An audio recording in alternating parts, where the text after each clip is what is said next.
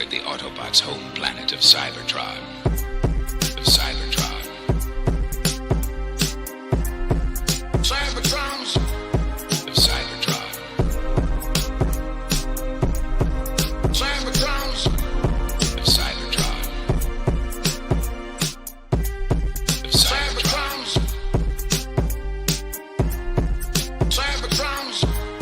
Of Cybertron. Cybertrons! Of Cybertron. Of Cybertrons! Cybertrons! Of Cybertron. Cybertrons! Of Cybertron.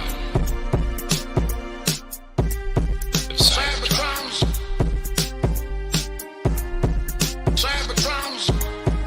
Of Cybertron.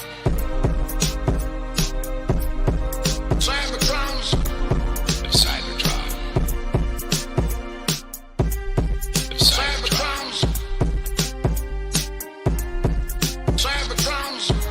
Of Cybertron. Of Cybertrons! Cybertrons! Of Cybertron. Cybertrons! Of Cybertron. Of Cybertrons! Cybertrons! Of Cybertron. Cybertrons! Of Cybertron.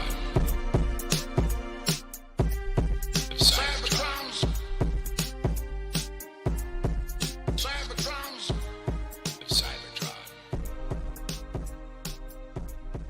Cybertrons! Of Cybertron. We now return you to the children of Primus.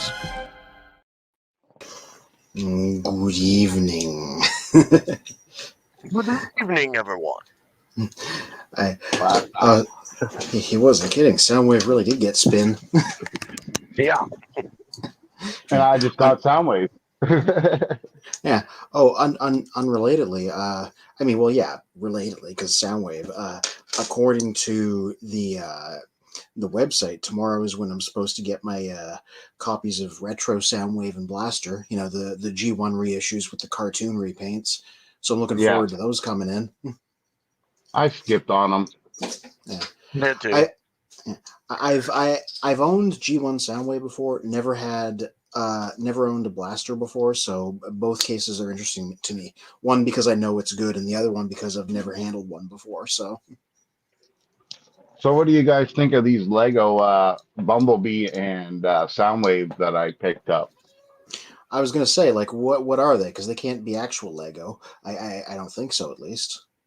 I got them from this place, and the way I found them is by a typo, actually, because I was looking for this place called Your Bricks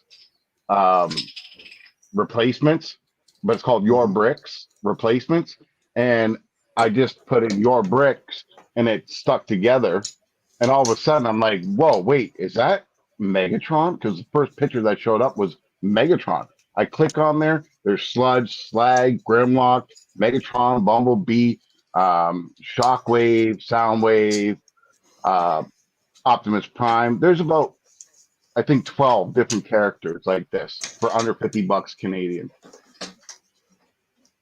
Oh Nice. boy. My brother told me about a website that just does replicas of regular Lego sets for a fraction of the price. So I wonder if that's the same place. Well, I just bought that Optimus Prime, the original Lego Optimus Prime, for $44. And that was 1,508 pieces off of Alibaba, and it's the exact same mold, exact same everything. Maybe not the exact same Legos, but you know, everything's the same. Instructions are the same, characters the same. So I ordered the trailer because someone came up with the trailer for it. Yeah, so maybe it is the same place then. But yeah, and I got this background, these panels. Mm-hmm. Oh, let me blow this up so I can see better. There it is. Oh, is that Lego too, or is that just like a cool looking display? It's just for displays, and they're like $36 for, I think it's 1, 2, 3, 4, 5, 6, 7, 8, 9, 10 panels. And you can Mhm. also form them into a square or whatever. But, you know, this is something that somebody could print and sell this like mad, man. Especially if you got a printer that's not filament but resin. You could print these Mhm. out like it's no tomorrow, man. And it comes with these claws. If Decepticate were, if Soundwave hadn't also gotten him too, he'd be like, "Ooh, I have a 3D printer." Yeah, I know. Well, I want to send them some once I get some more because I ordered 2 more packs because Mhm. I want to have a wall where, you know, I just ordered a LED sign with my character that I got for my channel. So I want to have something to put that on instead of this green screen in back here. But it comes with these claws and they actually can hold up some characters pretty damn well. Like here's that Mech Fans Toys Astro Train. I like how the scale on these is genuinely wacky. One of the larger Decepticons is just being dwarfed by Bumblebee. But you know, if Mech Fan Toys can make this guy this good, I'm really impressed with this guy. If they can make Mhm. him that good, I can't wait till New Age starts doing it. I kind of gave up on Magic Square, man, because Really? twice now, cheap plastic. I, That's I, I interesting. I'm gonna focus more on KO, New Age, and all the third parties. Kind of getting away from Hasbro and especially the third party companies that are still dealing with cheap plastic because I just broke 2 Scourges and Ooh. they shouldn't have broke.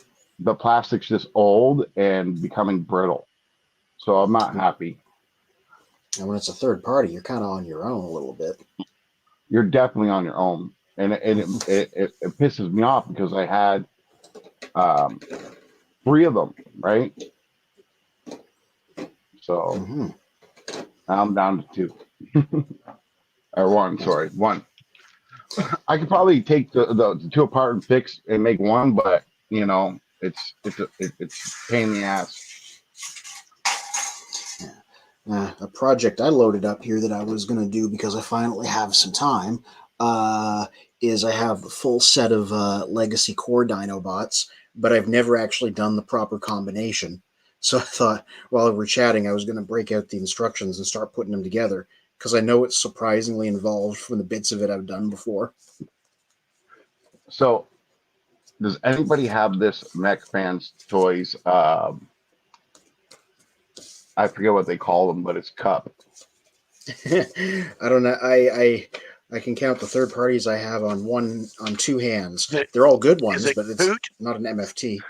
No, it's Is, not Coot. is It's a just a little miniature um, Mech Fans Toys one, but no, his no, what I legs was are saying is, supposed to well, what I'm go saying is in. ours is. Well, no, Go what ahead. I was saying is that his name in McFan? What one of the Cup 3Ps is named Coot? Yeah, I have Coot. Oh, okay. But this is just one of them. I'm trying to like form some more bad guys for my New Age, since New Age only has a few bad guys. They don't have enough. They have way too many other toys, like or Autobots, I should say. They're mainly Autobots. Like pretty much, they got Starscream and a couple Seekers, Cyclonus, and the green team there, the whatever you want to call them there, The the constructed Constructicons. box. Yeah, but other than that, they don't have too many bad guys. Well, So there's always been less of them. So yeah, but you know, I don't know. Just my way of thinking is if you have the bad guy, where's his counterpart? If you have or the good guy, where's the counterpart? No. yeah, I have a very fond memory of how the Beast Wars television show always made sure that there was an equal amount of factions on both sides. they didn't have to do that, and the toys certainly weren't like that. But it was always like 5-on-5 or 7-on-7, and the status quo would magically kind of fix itself so that it was always equal. Yeah. I heard, I think it was a podcast recently I listened to. They were talking about Transformers compared to other action figures, in that Transformers, it didn't really matter whether it was good guy or bad guy. They sold just as well. Whereas like, I don't know, He-Man or something, the good guys sold particularly better. But in the case of Transformers, they didn't really care so much, because like whether it transformed to a jet or they transformed to a truck, that was primary over whether it was like a bad guy or good guy. So I was just saying to the guys, I got these panels in here, right? And the first thing I thought of after I got them, put them together, is someone with a resin printer could definitely print these panels up and sell them, because You have these to things are awesome, bro. let's talk about that. I could break that down, why that's not a feasible thing to do as a manufacturing standpoint. Like, you want to mass produce something, right? Well, if you're going to mass produce something using a 3D printer, you're going to have to use a 3D print farm. And having a 3D print farm, that means you have to maintain and you have to keep track of every one of those machines. Now, each one of those machines is occupied by a certain number of, well, let's say an hour per part. And that makes kind of sense. Even if it's a resin printer and it takes 20 minutes to print that thing, there's still cleanup and setup time, as well as work time. You have to clean the part and everything. Whereas if you're manufacturing that, like we've been seeing for Transformers for the past 40 years, where you just get an aluminum mold, you grind it out with a CNC, polish it really good so it comes out clean of the mold, and you injection mold that shit, you get like, I think it's 4,000 a day, right? Double that on 2 machines, you got 8,000 a day. The production cost is, for the mold, might cost you, I don't know, $10,000, but the number, the cost of each piece is then going to be like 2 pennies, right? Because it's costing you, I don't know, maybe let's say 10 cents of plastic per each one of those squares, right? So you count 100,000 of those, and you add the $10,000 for the cost of the mold, and you could pay off your thing. Whereas if you're printing that each time, that's an hour's work for every bloody one of those squares. So definitely not paying off that way. So let's not go there again. We've established why it's not a good idea to just 3D print something. Well, I was just thinking they're cool as hell, man. And I know, I get it. And that's a question I get asked all the time. Hey, can't you just print this? Yeah, I could, but I'm going to charge you $400 for the prototype. Yeah. Where in the heck does this snap in? Yeah, speaking of Decepticons being outnumbered by Autobots, it got poor Energon Galvatron flying around behind Chase, Windblade, Boulder Crash, and Optimus Primal here. He's like, no, fuck this, no, I'm gonna die. Please don't kill me. The new Rock Lords, eh? Nope. Yeah, I was gonna say, I always recall how on the Takara side of things, notoriously the late end G1 stuff like Victory and Zone had almost no villains in terms of like the actual toys produced. They only existed in the stories. And the thing people always said is because they did that because they didn't think the villains sold at all. And I wonder if that's just like strictly a Japanese thing, or if that was just like only true over there and not true in the West or something. Oh, I don't know. Mm-hmm. Because I mean, it's a fact that those lines were almost entirely good guys. I think Zone, they just had Metro Titan as the one villain, and everything else was an Autobot. And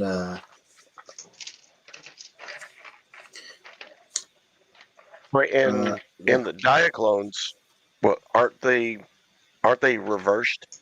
But when they were actually in Diaclones, wasn't Optimus Prime or Convoy, wasn't he the leader of the bad guys, and Megatron was the leader of the good guys? No, actually, in Diaclone, all the vehicles were good guys, the Autobots and Decepticons alike. It was the Insecticons who were still the villains, because they were like the alien invaders, whereas all the vehicles were like Earth's defenders. But there was also like a bunch more. Oh my gosh! Now there's 2 Decepticitties. The heck is going on there? Yeah, Just multiply. yeah. Spin mobile. I was going to say there was a bunch more like insect guys that didn't get brought over for Transformers. A lot of the times because they didn't really transform conventionally, and so those were the bad guys of Diaclone. But all the vehicles, regardless of what they got branded as here, were all hero mechs in Diaclone. Cool. Yeah, I'm slowly building the Dinobot combiner, which I haven't actually done yet ever. So that's why I got these all out here. It's way more complicated than you'd think. Yeah, while I was being beamed around by Soundwave there, I was thinking, yeah, there's in Japan, I don't see as much as the villain toys. I'm just thinking about simple things, like historically, like it's just good guys or protagonists. Happy stuff is kind of is the theme I see in Japan, as opposed to villainous, edgy characters. Yeah, for some reason over there they eventually started just making entirely Autobots. Oh no, his head flew away. Spin, that's an awesome T-shirt. God, he doesn't have his background on tonight. Thank my girl for that. I can't even see his T-shirt. It's Action Master Optimus. Soundwave is attacking my computer. So while I'm restarting and fixing it, I'm on my phone. Oh boy. Yeah. So this is team member number 3 of 4 that I'm building here. Grimlock and Snarl make the feet. They just turn into cubes. And then Sludge makes the groin. Just straight up. That's exactly what he becomes. I'm surprised they would make Grimlock I'm surprised they would make Grimlock a foot, because that's uncommon for any combine. Yeah. Well, I mean, the reason is because going back from Voltron. Yeah. It's sort of, everybody sort of understands that this is going to get redone as Dino King from Transformers Victory, and Dino King happened to have like all the same dinosaurs as the Dinobots plus an Ankylosaurus, which they threw in, and all these guys are going into the places that they went on Dino King. So I don't remember any of their names because they were all extremely Japanese names, but the T-Rex member of Dino Force was the leg and so forth. So it's actually just because it's a sneaky pre-tool for something else. That's cool. This guy just goes like this. He just puts his hands in the air. But while I'm waiting, let me attach the feet. Well, I picked something up this week. This is something small, but very interesting. So I've been seeing these float around. I was looking around about hobby kits recently because of that new RC I got, and I got these glass files. Now, this is one of these nano glass files that you might see on hobby stores or even on YouTube. So it's meant for nails. Jump in and zoom you in. It's meant for like aesthetics, and it leaves your nails super polished, but it's great for modeling. So it turns out like if you're doing a model kit and you're clipping the nub of the injection gate, you can cut it long and just grind this down, and then it's completely disappeared. It's as shiny as the finished plastic. Whoa. It's like $10. Show it again. $10 on Amazon. So let me give you a sample. What I have here is I took my old Power Master Prime gun and I polished the back a little bit. You can't see it, but it's super shiny. It's glossy like all hell. So,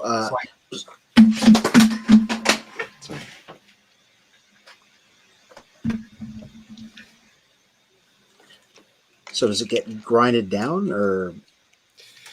Yeah, very finely.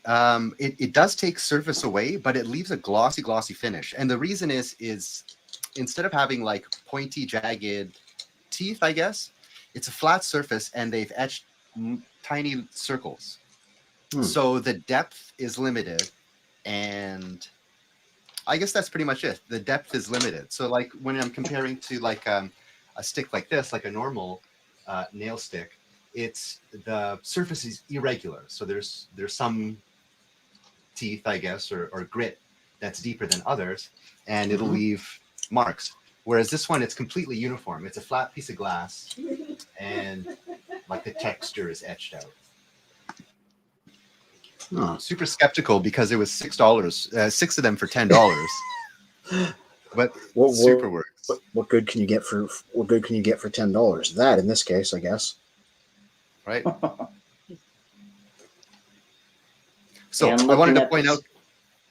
Go ahead. I wanted to just point out that this is on sale at hobby shops for like $20 or $30, but you can get 6 for $10 if you just search for nail polisher. Yeah, I was gonna say I'm transforming Optimus Primal, and I find it amusing that his in robot mode he has the 6-pack, like the concave belly, and then in ape mode he has the keg, the rounded belly. So he has it in the chest pops out in the robot mode, and the belly pops out more on the ape mode. So I was like, when he's a robot he's 20, and when he's an ape he's 40. With deploying gut feature. Mm-hmm. Do you all have a store up there called Big Lots? No, I wish. That's where all the good stuff is. I know. I keep hearing about it. It's another one of those discount stores. So my lady was there this week, and she grabbed these for me. Oh, cool! Those mini ones, the 2-pack. Oh, yep. They're packaging them like that now, eh? That was $10. I don't know if you can see that price tag on it. $10. Okay. It's kind of funny how like they're so tiny, much of though. that is They're about packaging. an inch tall. Yeah. Right. Yeah. They're super small. Yeah. So there's a review about those on BlogBots. I was going to do a quick video because I have a microscope. I can hardly see the details. I was going to have to look at my microscope to get any idea what it looks like. Yeah. They're pretty like I pretty much said everything in my text review of them, but I was like, I think they're kind of overpriced for what they are, but they are kind of an interesting novelty. And if you have like a Titan or a City Former or a base or something, they're great for populating that. That is kind of about it. But also they make really good action figures for your action figures to play with. That's most of the novelty that I got out of them. Especially because those little blister packs that they come in, those are like resealable. You can just open the little door at the back, take the figure out, or put the figure back in, and it's hard plastic instead of cardboard. So like them being in their packaging is like a part of how they're designed on purpose. Yeah. 6-inch scale toys. Yeah, basically. All right, got the torso done. I just got to add his arms.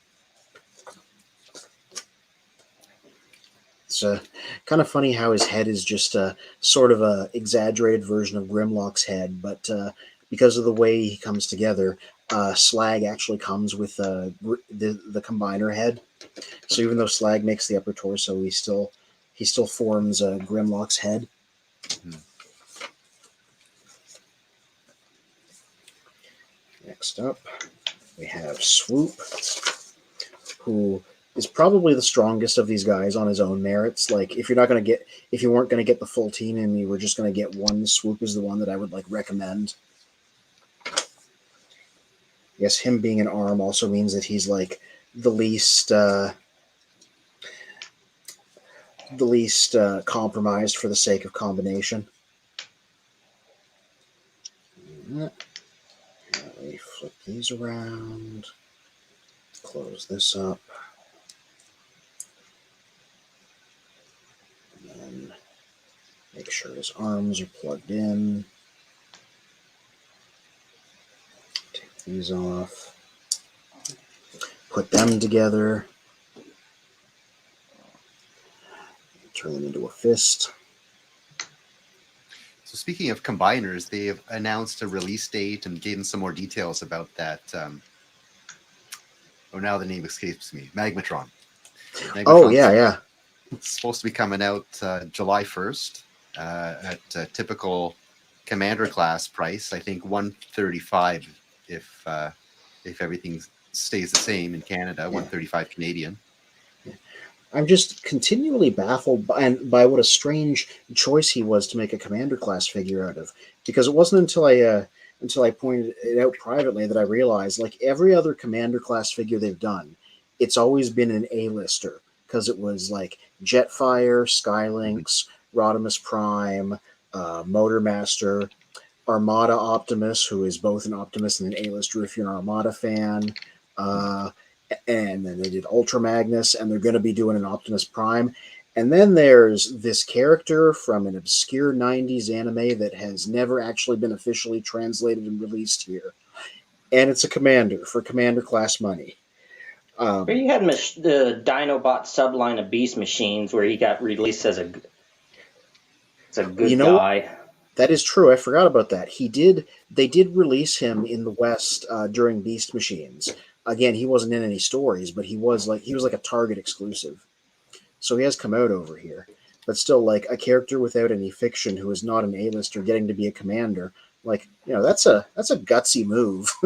They're really was the IDW, like the mid 2000s, the Beast Wars, the Gathering Ascending. The one, he's sort of like the antagonist, and then the other one, he's the protagonist, because behind the one where he's the protagonist is he's sort of behind the scenes, stuck in the time stream limbo, like getting everybody to fight against incoming Unicrons, heralds and whatnot. Yeah, I read that he takes comic. out Grimlock, so... Yeah, Simon Furman made him the villain of his comics for a while.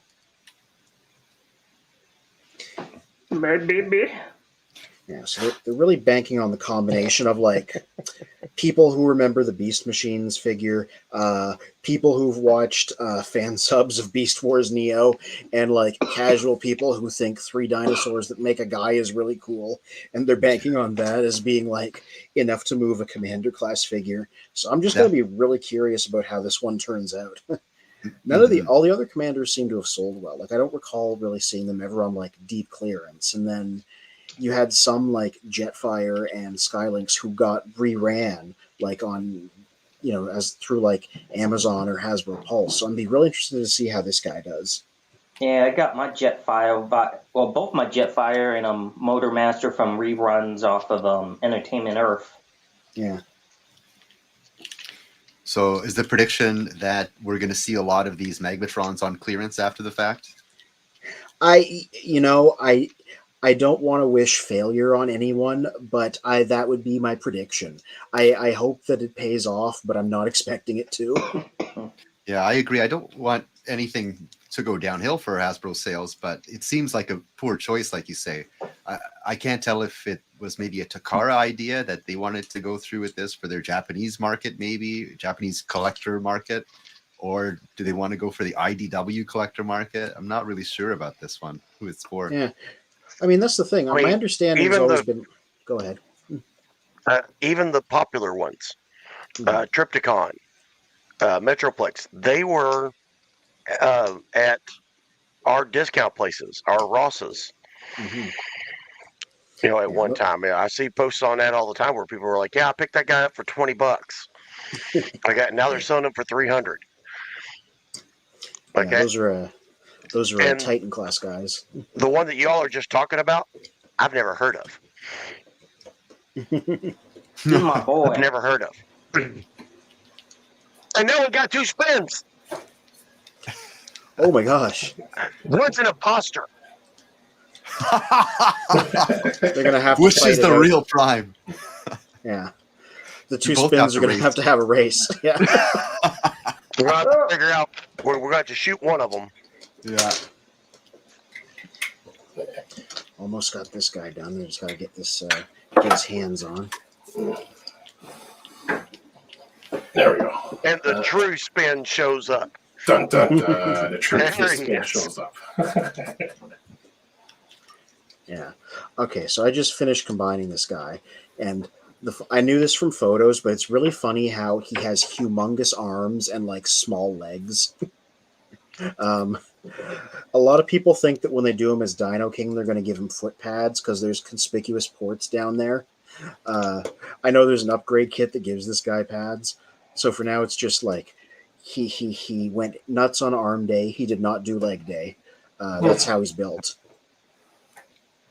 Black goldfish, what in the world is your icon? What is that? I think it's a black goldfish. Oh, well, duh, dipshit. I was trying to make it into some kind of a flower. I was going, what in the... Yeah, okay, I see it now. It's got the big bug eyes. So I said he is asking the question to all of us. So who has an answer for him in terms of buying the upgrade kit from AliExpress for his legacy bludgeon? I mean, I haven't seen Legacy Bludgeon in hand, and I don't know what particular upgrade kit, but I'm all for upgrade kits no matter what it is. If there's an upgrade kit, I get it. Yeah. See, I was going to say, I don't know what this upgrade kit has, but like I have Legacy Bludgeon. The camera's not on me. Yeah, right here.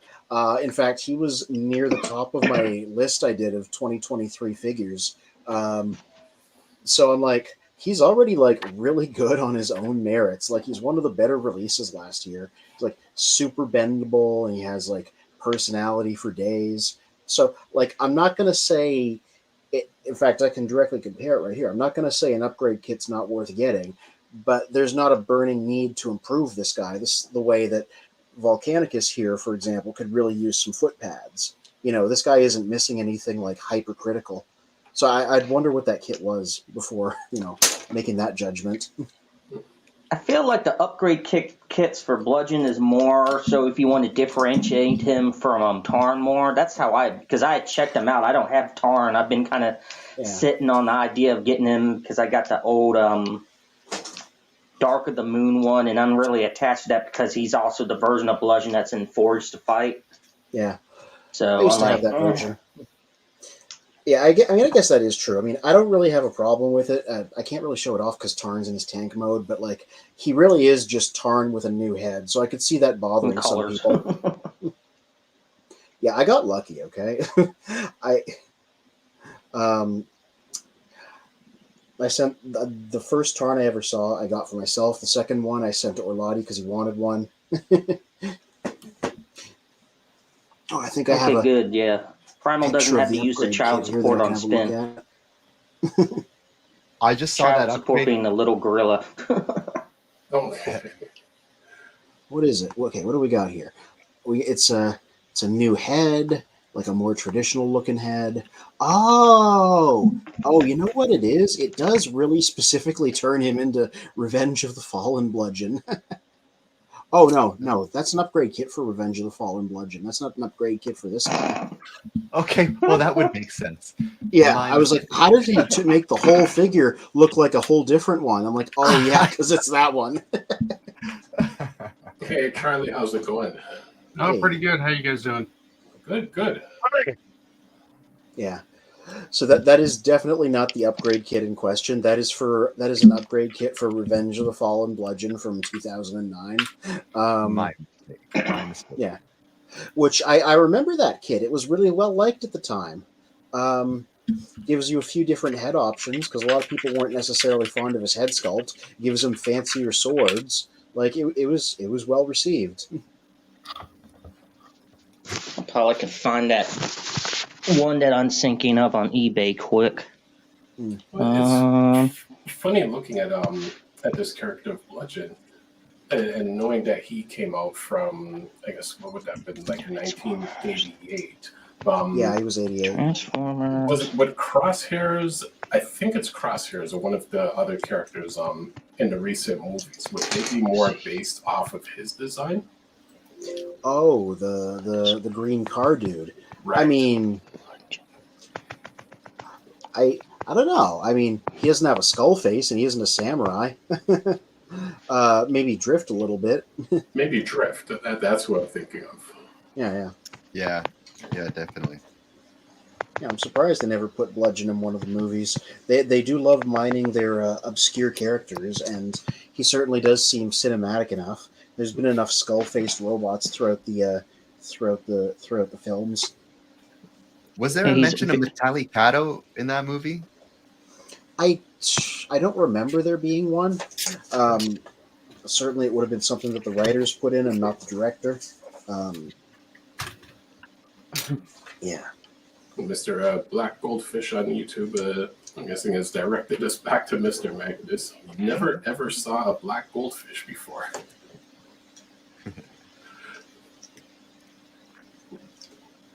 I mean, I haven't seen a black goldfish before. I've seen lots of fish. I recognize that's a kind of fish there. I'm just muttering gibberish while I play around with Volcanicus. Oh, there we go. I think this is the right thing. I like how they have to reassure you only the kits without the robot. Oh gosh. Yes. Okay. Oh, you know what they're Sold doing here? separately. So, okay. So hypothetically, the figure is supposed to be Bludgeon as he appeared in Brian Ruckley's comics, but other than the head sculpt, it didn't really look too much like him because it was just Tarn. So all these pieces that they're adding there make him look more like the character that he's supposed to be, like the Brian Ruckley version of Bludgeon. Okay, I see. Yeah, I don't remember who the artist was though. Yeah, no, that is pretty nice. So yeah, I guess if you want to differentiate Bludgeon from Tarn, that's a good upgrade kit. I wouldn't feel like I would need something like that because I like the figure as it is, but no, like if you really want him to look different from Tarn, if you're a fan of Brian Ruckley's comics and you want him to look like his appearance in the Transformers Annual because that's the story he appeared in, then yeah, that would be a good kit for that. On the other hand, if you don't have Tarn, there's no need to differentiate him because this guy was a little bit more common than Tarn. The combiner team that Grimlock created in G1. Yeah, the Technobots. That story was the Technobots went to a space station and there was a Titan they were trying to bring home, and Thunderwing was the commander of the station and Bludgeon was his henchman. It was like a side story. It was the 2021 Transformers Annual or something, just a really long extra tale outside of the main story. And Bludgeon was there. Got it. So I guess before we get into our main topic, which is the Hasbro Flood, and I know I was kind of stuck in between with Soundwave attacking my setup for the evening, and I guess including Charlie C and everyone. Like, what reveals do you guys have for the week? Well, like I said, I don't have a reveal yet, but according to the website, I'm supposed to get Retro, Soundwave, and Blaster tomorrow, which are the Toon style G1 repaints of the G1 reissues. And well, funny you mentioned that. I have seen a lot of comments on Reddit and different Facebook groups, and I don't know if they're being sarcastic or they're being serious, where a lot of people are just kind of surprised or disappointed or confused that they're getting this G1 Soundwave and it looks like a Walkman and nobody has any idea what a Walkman is. So it's creating like this nonsense conversation. I'm like, he's been a G1 Walkman since '84. How is this surprising everyone now? Yeah, that's got to be sarcastic. Who doesn't know what a Walkman is? Like, I don't think anybody's that out of touch.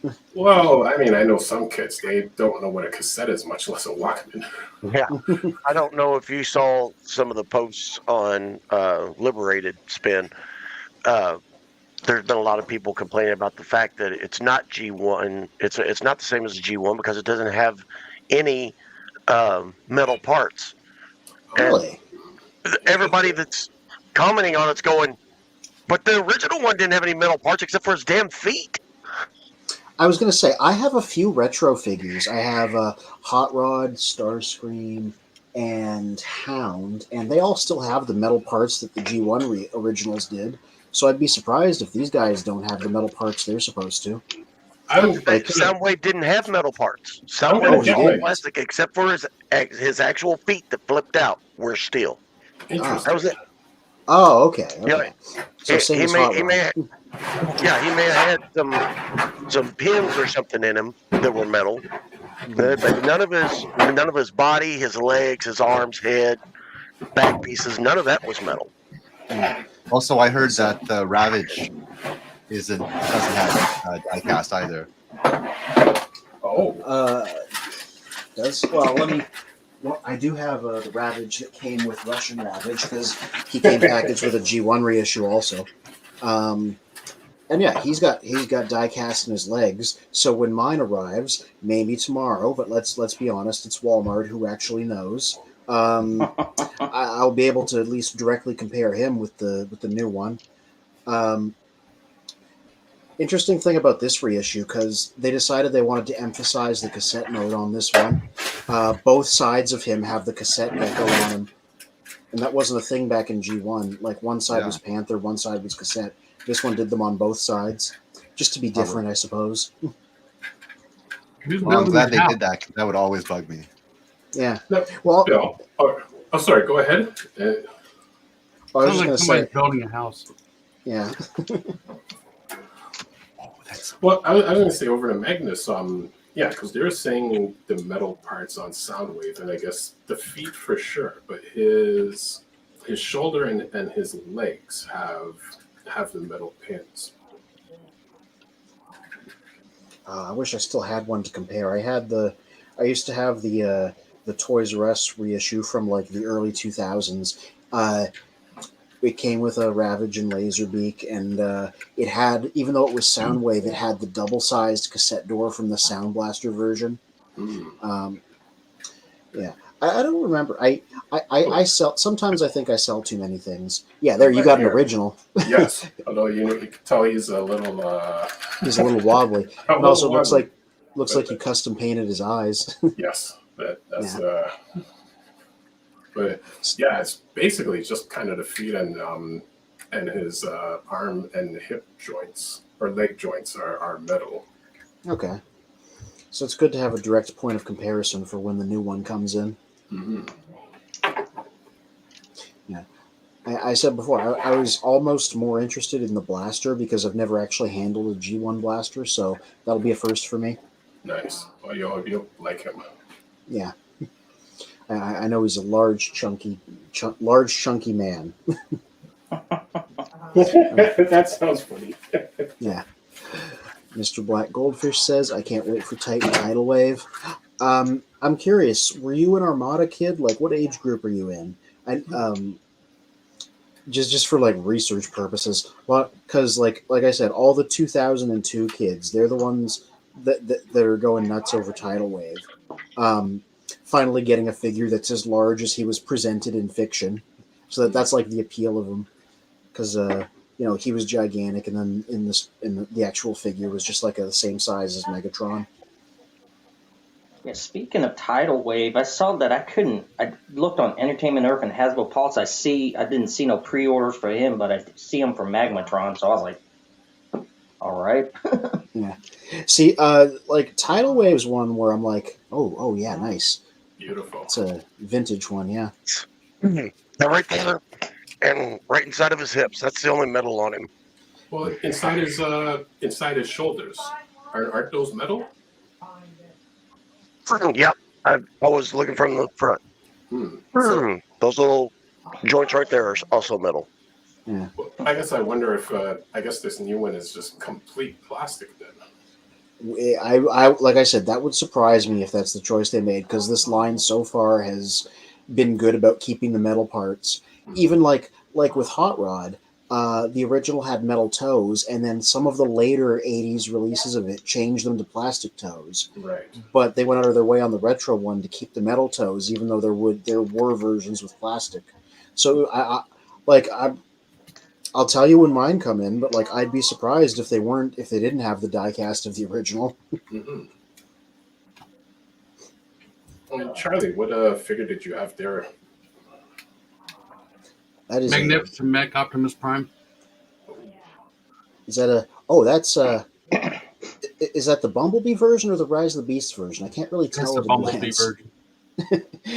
They only have it's only a slightly revised design between the two, so it's hard to immediately tell. Just paint basically the windshield visors. Yeah. Or windscreen, depends on where you live at. I'm always down for a giant version of that design. That's like one of my favorite Optimus designs. Like, just in general, I just think that they really. I'm like, that's it. That's the guy.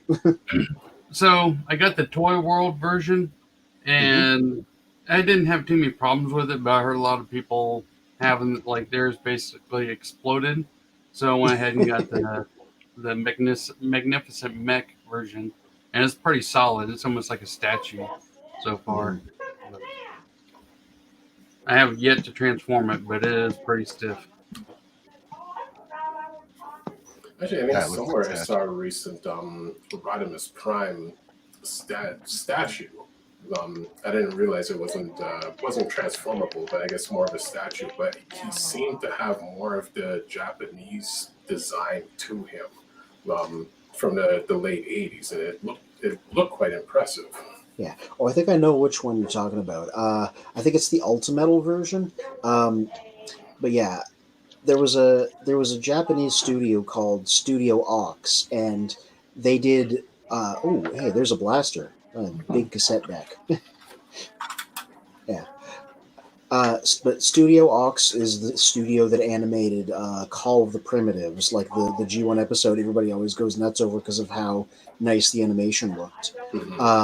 And so they did like fancy versions of a lot of the G1 character models that would show up in merchandise sometimes. My understanding is that the Ultimetal Rodimus is based on the Studio Ox design, which is why he looks so like fancy and Japanese mecha-esque. Cool. Yeah, Mr. Magnus, you and I will have a sound battle. Yeah. That should be your talisman that you use to ward off Soundwave's attacks on the stream whenever it happens. You know, just wave that around.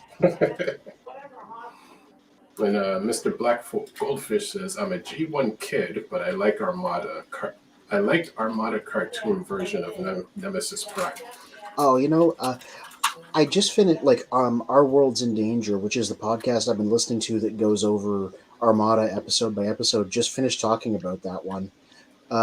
Yeah, so Nemesis Prime as a character comes from Transformers Armada. That was the first time he appeared, and he was just in one episode where they just got beamed over to a planet, and like a crazy dark version of Optimus Prime followed them around the whole episode, and they didn't explain what happened, and he got defeated at the end. It was very strange. Magnus, is one of the antennas on Blaster missing? One of the what? Like his ear antenna, is one of them snapped off? Yes. That's funny. It's same as mine. Yeah, and I've also customized his eyes. Is it the same one? Oh, it's the same one. Dang, it'd be better if it was opposite versions. Wow, that is funny. It is the same one. Yeah. It's just Marvel, leader of the Resistance Blaster, and he's dinged up from being on Cybertron and fighting the good fight the whole time. Exactly. That's how I'd characterize him.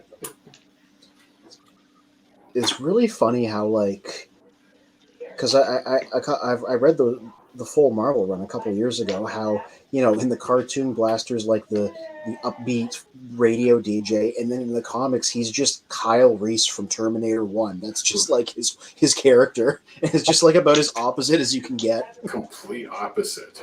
Yeah.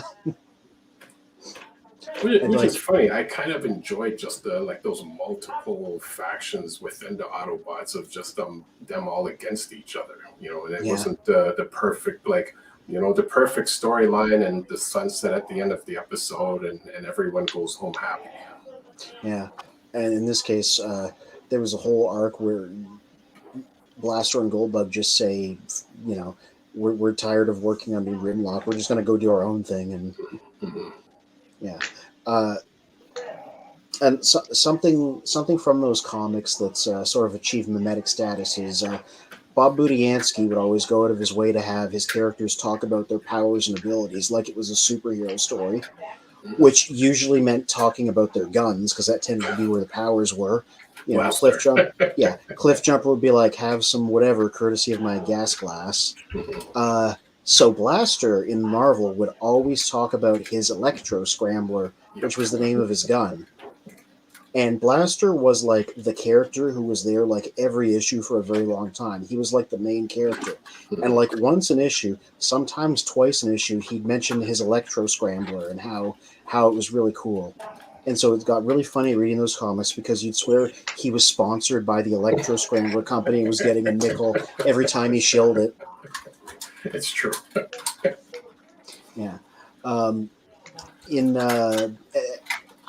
There is no way this was on purpose, but I think about The Last Night, how there's that weird quirk of Hot Rod constantly talking about his time-stopping gun, mentions it like 3-4 times the entire movie, and everybody was like, oh, when I read Marvel, I was like, oh, so it feels like a reference to how Bob Budiansky would write the characters, because they'd always mention what their stuff does.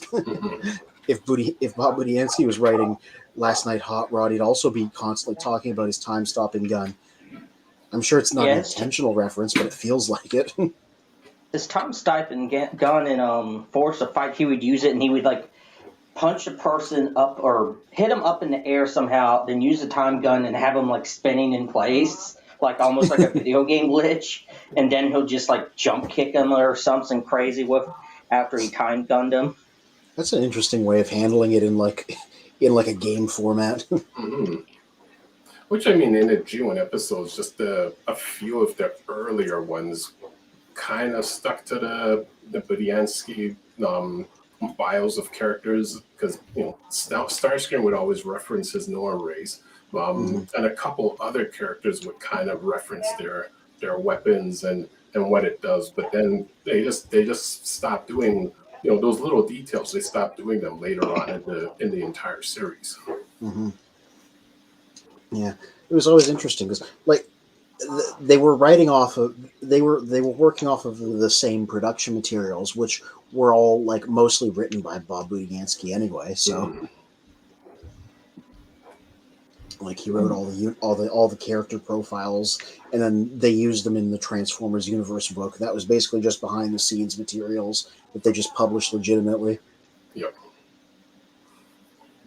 Well, as we get to our halfway mark of the stream, I know we're going to jump to our main topic, which is the Hasbro Flood. The great Hasbro Flood of 24. Yes. It was probably 23, but... As Rat Trap would say, we're all going to die! Well, it's interesting sharing it around to the different groups and everything. A lot of people were not informed about this flood, which I know Decepticity has more information about it. Yeah, I only know a little bit. I just heard like a thing or two. I saw some pictures and that was it. So I'm a little bit in the dark myself, honestly. I just know there was a flood. There's a bunch of custy figures. It's in China somewhere.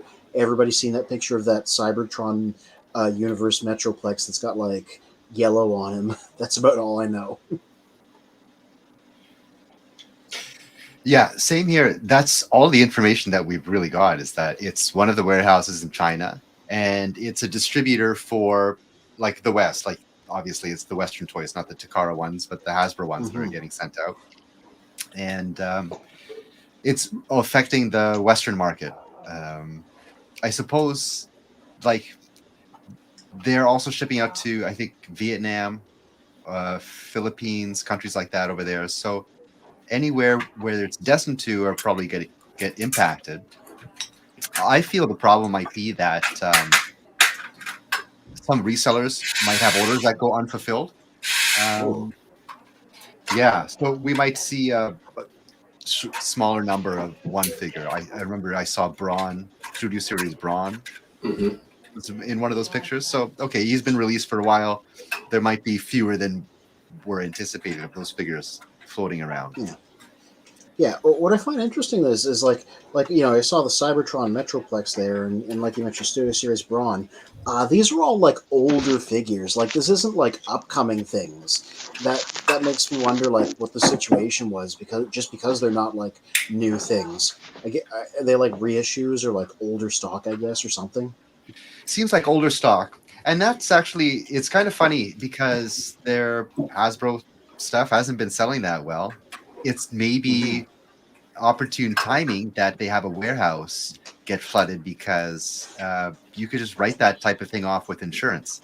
Let's say they actually did end up sending it out to the resellers, and the resellers put them on the shelves. It's going to end up at a Ross and Ollie type of situation again anyways, right?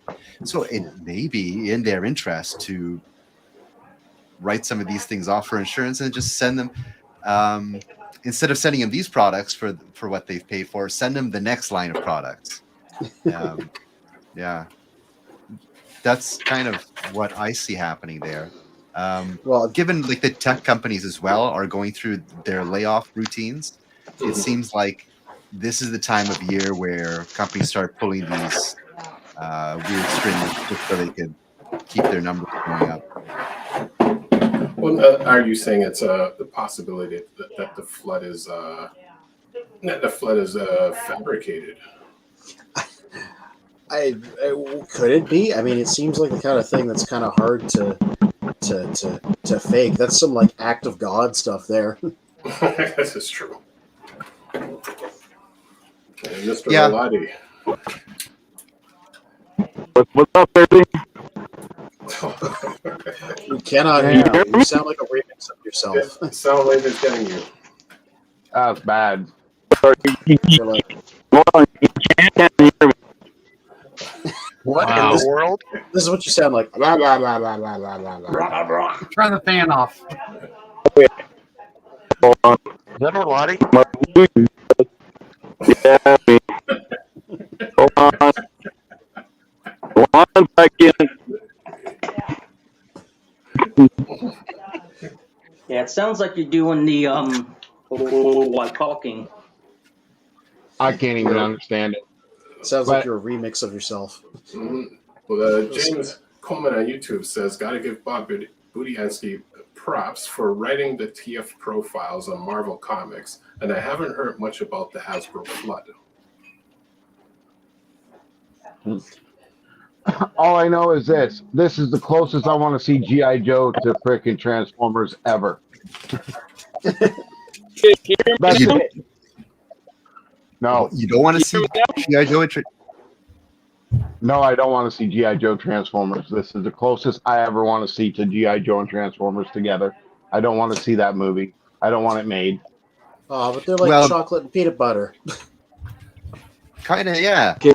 Like there is the new Transformers 1 movie that's coming out, and I'm wondering if they're going to initiate a crossover in that new thing, because it's kind of revamping difficult because it's supposed to be like in the distant past. So I'd be interested to see if they could figure out a way to make and that it's happen. a cartoon. It's a cartoon, right? So how are you going to do that?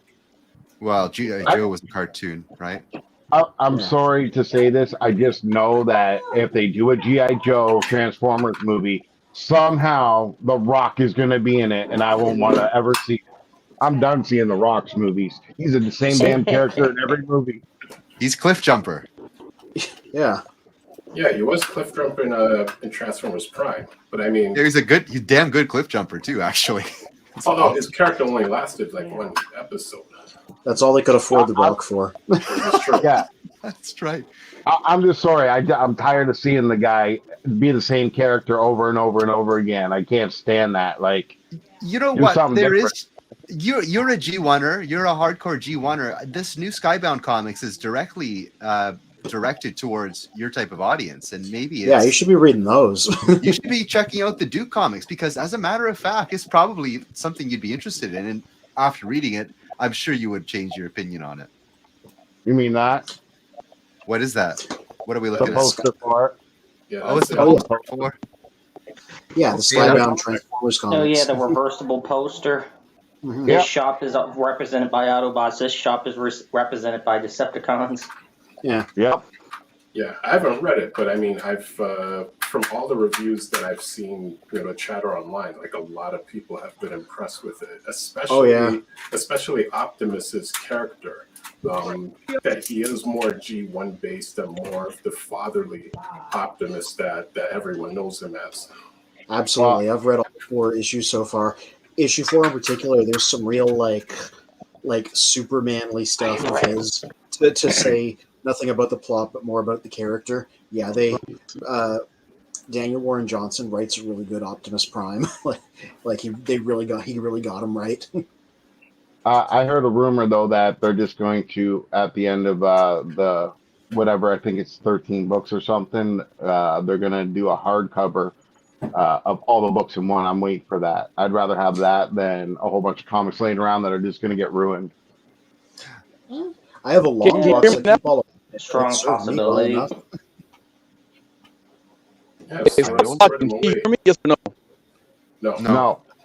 No, You can't Yeah, hear I me? would say look up how The Walking Dead, how their trades are set up, because it's the same imprint as Image is Skybound for both Transformers and The Walking Dead, and you probably get an idea of how many issues they're gonna do for like soft cover trades, hard cover trades, the big thick ominous trades and whatnot.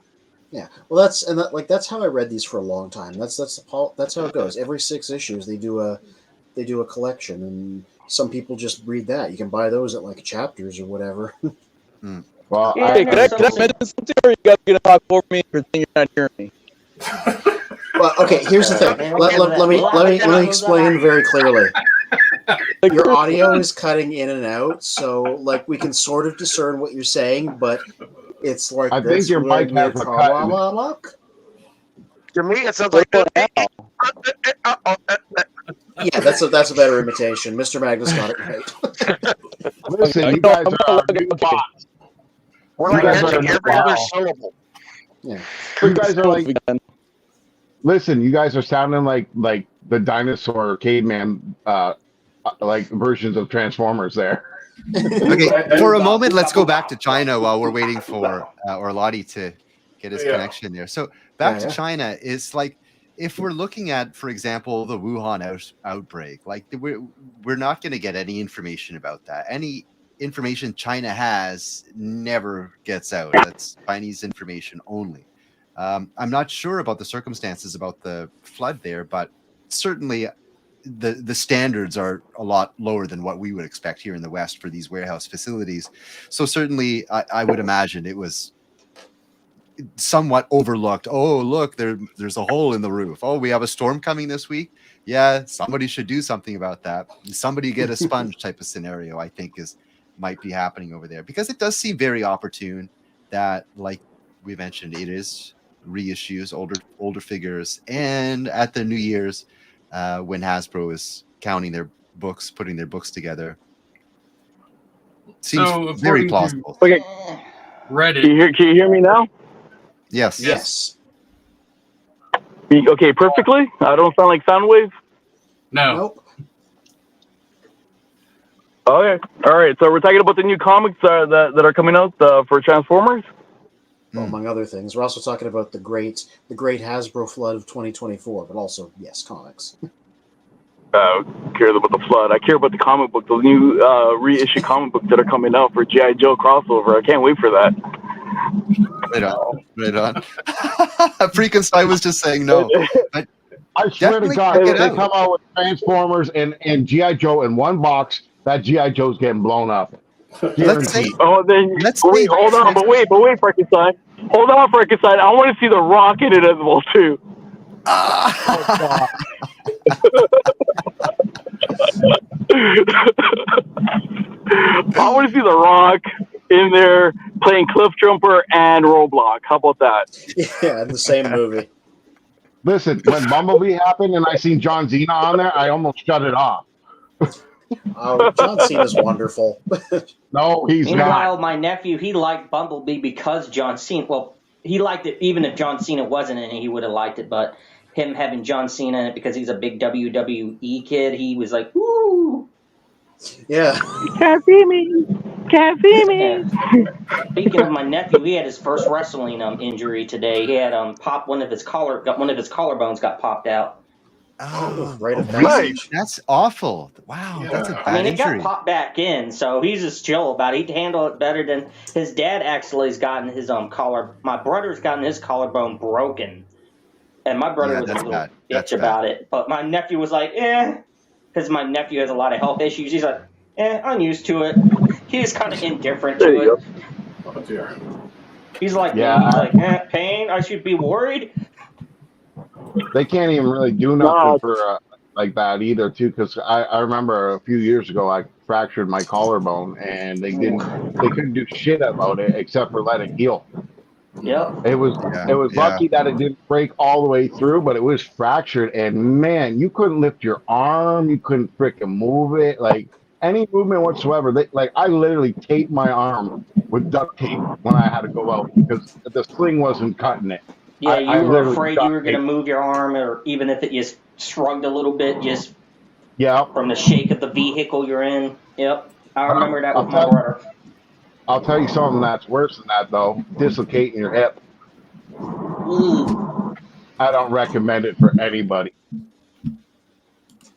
Yeah, so okay. Optimus Prime definitely was written in a way that was more G1, like as a father figure, but also like it made him feel more like a leader, a commander, and someone who's experienced war before. I Did it felt like break? Yeah, how yeah. No, I took it off the ball socket because we were seeing the hip displacement. So I took one of his legs off the hip. Yeah. Mine just Like broke. between reading Daniel War. Whoa. sorry. Yeah, mine just broke. Oh boy. But he comes apart right here in the middle, so I can put a screw in there and just screw it back in. Who called the cops? Well, Shiba Kobe says, I would only accept the Sunbow style G1 G.I. Joe Transformer crossover, better than only human. Professor D says, Mr. O, please drive safe, my G. And Cruisers Motorsports, which I know Red, who was our guest last week, did make a reference of this. So he said last week Red credited John Cena coming into his store, helping him stay open with a large purchase. Oh, he didn't say who it was. Maybe That's he just correct. couldn't see him. Nobody got that. Anyway, moving on. Yeah, you ever seen that clip where it's John Cena? He's talking about Beast Wars, and he's like, Black Arachne is hot. Oh yeah, the one leading up when he was doing promo for Bumblebee, and it was like, this is John Cena's Transformers thoughts. Oh my gosh. He has Yeah. Yeah, I thoughts. remember being in middle school, so I was right in the start of puberty when Black Arachne popped up, and I was like, yeah. What can really? Wait a minute, John Cena had a thought. Oh yeah, yeah. He wasn't Yes, he has a controlled lot by of them. Vince McMahon. He wasn't controlled by Vince McMahon. Are you kidding me? I thought that guy was a robot. This is a little too inside baseball for me. Yeah. The non-wrestling knower. Techno Mike on YouTube says only human was a good idea for an episode, but it definitely could be done better. Yeah. You know, I'm really shocked they never did do a full-on proper crossover at any point in the 80s. It would have seemed like easy money, just a two-parter of either one show or the other. Well, I mean, that's the unfortunate thing with the G1 era, at least for Transformers. It's a lot of episodes were just kind of thrown together, so there was a lot of disconnect, no overall continuity compared to, like, say, the Prime series or many other cartoons where there was the overall series, the season and series overall storylines as opposed to just episode per episode. Mm-hmm. Yeah, like I remember that reading an interview with one of the G1 script writers talking about how, like, often the scripts wouldn't really go through any significant amount of revision because they needed to just crank them out. So they'd be like, all right, all the words are spelled correctly, it makes basic sense, or we're putting it straight into animation, no revisions, just let's go. I'm surprised they said that because there were a few interesting spelling errors in some episodes. Oh yeah, you're right. That's probably why. They called him Trailblazer. There was a point where Optimus was like, they dropped Splick instead of Spike. So you're right. They probably did they still left the spelling errors in when they took him to the next stage. And the Septicity says, my favorite human team was Black Rock from the Marvel Comics, especially Circuit Breaker. Yes. Oh yeah, the Neo Knights. That's the name of the group, and Black Rock was the leader. They were gonna try and do a spin-off after the comics were done with those guys. At least Furman was. It never panned out. So it's kind of funny how, like, the last final few issues of Marvel G1, you just have this random sort of X-Men-esque team of superheroes also taking part in the action. Mm-hmm. So actually, so jumping back to the main topic again, which I made a poster for. Excuse me. Yeah, for Hasbro. What could we say is the possibility of, if there's damage, if there's a lot of product damage within the Hasbro warehouse, what would that mean for consumers? Or what could it possibly mean for consumers? That they're just going to redo them. They got enough insurance to do that, and it also cover that they need to make new molds and all that kind of stuff like that. I'm sure they'll get their monies back in and then some. For me, I'd say just if anybody's selling any suspiciously cheap Cybertron Universe Metroplexes on eBay, just be suspicious. Oh, gosh. Big Bad Toy Stores had stuff like that they sell. They cut the prices on it. And people, like, once they received it, they found that the boxes were damaged and stuff like that.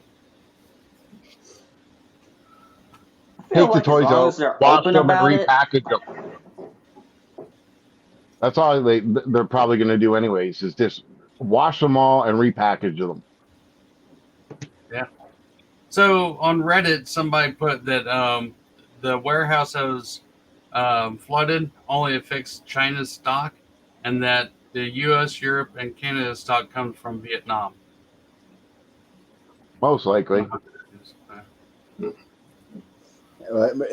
The opinion of a random Redditor, so like, who knows if it's accurate. Right. You think somebody would just go on the internet and tell lies? Never. As the subject Kitty said, it's possible that this justifies a price increase, like if they need to spend more on warehousing. And that Metroplex seems like he's been swimming for a week. Yeah. $4 billion. Well, on Boxing Day, that Metroplex was on sale at the Toys R Us in my city for $110. On sale. What's the usual price for that Metroplex? $220. Oh, okay. Yeah, I've seen them loose, but otherwise complete for like $99.99 at one of my tree shops I go to for like older Transformers. And then a thought I had about was, I know they had some of those recents around the same time the Flood stuff was coming out, leaking out, like some of the leaked maybe canceled stuff. Like, it makes me wonder, like, if a version of figure, like if you were printing a lot of the figures that got canceled, and like maybe some of the molds got lost in the flooding. Which I could see that happen. And I mean, I'm from a city that flooding used to happen, and like you would have graveyards that would get flooded and masses of graves just going down the James River in Virginia. So I could believe it. He could have lost some molds during flooding, at least. I mean, maybe not entirely globally because it's just China, but maybe like China's copy of, let's say, Shore Shot. That's one of the molds. Upcoming figures that they supposedly got canceled. You might be pushing back or saying it's canceled for now. That is one of the molds, but it's like everybody's been pointing out, it all seems to be older figures. So I'm like, But that's been a wonder of mine. It's like, I wonder if any of the canceled figures line up with anything that maybe got lost or damaged at the flooding. No, the subject case says Titan class retails for basically $300 in Canada. So I've never gone in on one of those. Mm-hmm. Well, I mean that, and like, where would I put it? I've seen them in person. I know the exact size they are. No, it's been on sale at my Walmart for $220 all year round. I passed on it, and when I went up Walmart carries them? Not Walmart, Toys R Us. And when I went to Toys R Us on Boxing Day, it was right there, a big paper all printed up, 50% off. And it was $220, so that means it was $110. So on Boxing Day, it was on sale. Someone else got them because I didn't get them in time, and I wouldn't buy them anyways. Yeah, I think the only place in the States I've seen Titan figures sold at is like GameStops. I've seen the Ark at one GameStop, and I don't think I ever saw like a Mega Supreme the Nemesis. Is there any other? I'm pretty sure I bought mine. Oh yeah, at Toys R Us. Metroplex. I bought my. see. Yeah, I bought my Metroplex at Toys R Us. Yeah, that's where I saw. That's where I saw him. And Nemesis, I only seen at GameStop on the top shelves. Yeah, I really do wonder, like, and again, when I was listening to our Worlds Are in Danger talking about this, how it is that if this year is Year of the Dragon, will this be the year of me dragging these nuts down your face? Boom! What? Got him. Okay. It's year the wood dragon too, so it's a double fucking dick joke. Dragon these nuts. I want you to know that Jess slid open the door and rushed in the room and said that without any elaboration or build up. That was enough. That was enough. My fiance married now. By just a second. Was that a Murder Prime or just a second moment? That was a Jess moment. Yeah. I'm sure if a dragon actually existed, there'd be people wanting it to drag its nuts all over them. Yeah, I've seen the toys, the adult toys online. Like, oh my god, what is it? Wish or whatever that shows the weird ads on Facebook, and you're like, why are you showing me this? Anyways, boys, I'm heading out. You guys have a great show, rest of the show, and I'll talk to you guys later.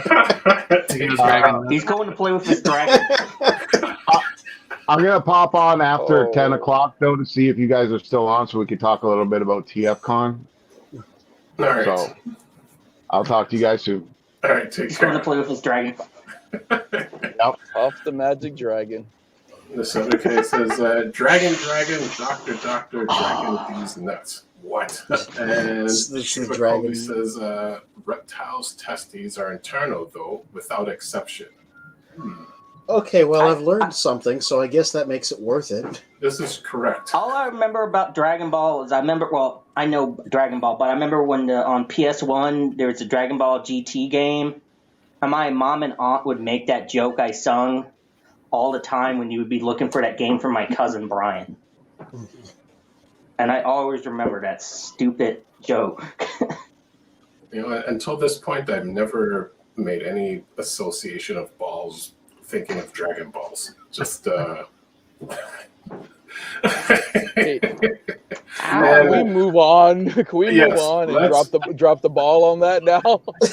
Dragon Ball. Dragon Ball GT final bout. Okay. I'm gonna order a coffee right here from Tim Hortons. Can I get a large coffee with 2 milks? And some Dragon Ball, please. I just want to let you know, Jess was so proud of that joke that she called one of her friends on the phone, said it to them, and immediately hung up. Cruisers Motorsports says don't. Don't. Hilarious, man. I was not the person that initially brought up this topic. I just like to say, I own up that I went to the maximum extreme of it. The subject is saying, get me a double and some and Timbits. No problem. Yeah, I live near walking distance from a Tim Hortons. Stay away from Tim Hortons. Don't look at my password on my pin. Hey, zoom into that phone. Zoom into his window. So you're going to be charged for a lot of stuff on Entertainment Earth suddenly. Yeah. Mr. All right. The internet this is not has your credit card pin information. I was trying to get Tim Hortons to, get them to be like a sponsor here, serving Canada for the past 60 years. And she probably says, give me a farmer's sausage wrap. No problem. Snash. A sausage wrap.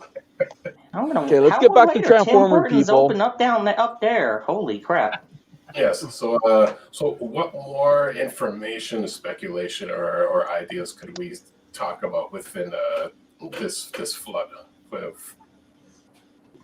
My microphone just came back on. Perfect timing. Well, Alright. the alarm rather just went off.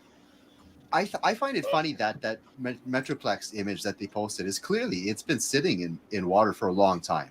If there was a flood and if they had acted on it immediately, we wouldn't be seeing that kind of grind. That has literally been sitting in water somewhere for a long, long time.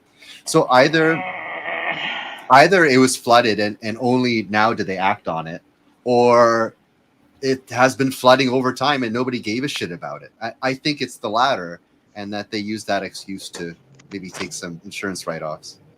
There was it's gonna be definitely insurance. They're definitely gonna get insurance money for that, and then they're gonna justify the prices of when they hike up the prices after, saying, "Oh, because of the flood." Yeah. There were some people in there a group of Victory Sabers, the HasLab ones. There was a group. I think it was in the Asian market. Some backers didn't get theirs, and they did specifically say it was because they had been like water damaged. So they got like a partial refund and like I think a Orion Pax Alpha Trion sets as like a compensation.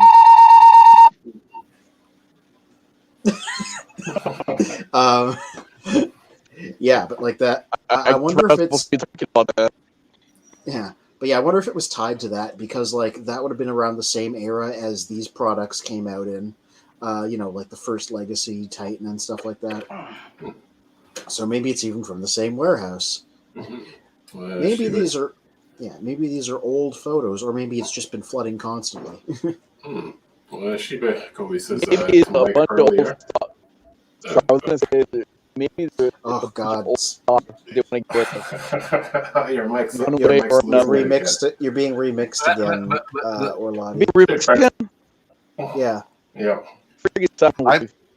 I'm listening to this and a fire alarm. Yeah, it's comedy. So Prowl and Timbits would be a dangerous combination. LOL, IDW Prowl, anyways. But then also says, or they salvaged it from some leaky container from the bottom of the Strait of Juan de Fuca. I don't know what that is. And James Coleman says, "Give me a Bailey's coffee and a Bailey's Boston cream donut at Tim Hortons." You gotta have to turn around. There's still orders coming in. Oh my gosh! I am driving up to another Tim Hortons in about 2 seconds, so. You know, this is probably what they hear on their side, because certain times you ask for a certain order and just a bagel with cream cheese and a coffee, and it's like, you go pick that up from someone on their end, they're probably hearing how he's talking into the mic tonight, and I'm like, no wonder you guys are getting the orders wrong. Pretty much, I can confirm that. Well, Shiba Kobe says Strait of Juan de Fuca, hoping I'm pronouncing that right, is on the west coast between the bottom of My Island and the Olympic Peninsula, Washington State. Okay. So people call it Vancouver Island, but it's actually Victoria Island. Okay. Am I right? I'm just trying to sound smart. Well, tonight's one of those streams. I'm just trying to sound normal.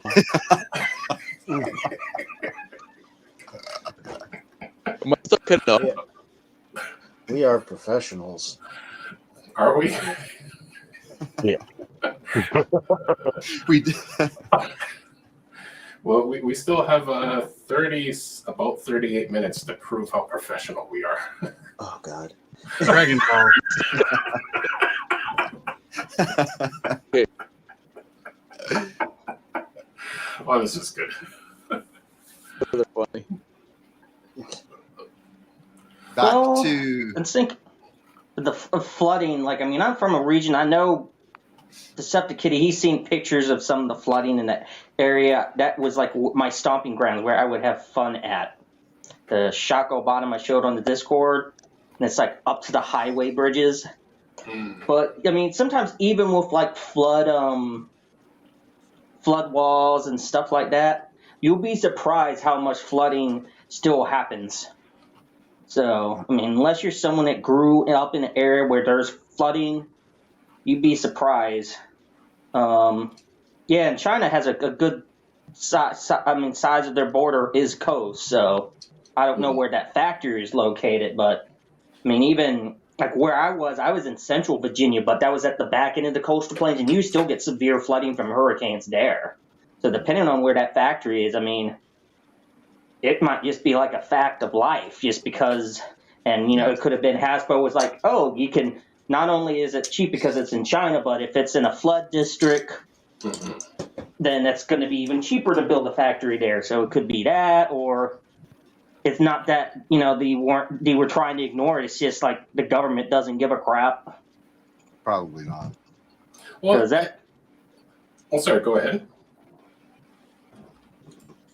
Because you can have like locations, like, I mean, that Shockoe Bottom in Richmond, Virginia, it's sort of like a nice, it's like close to the surrounding county, Henrico, Richmond, you know, like downtown Richmond, the colleges, like the oldest colleges in the city. And sometimes, I mean, those flood areas, because they're so close to the river, they're some of the most long-term settlement.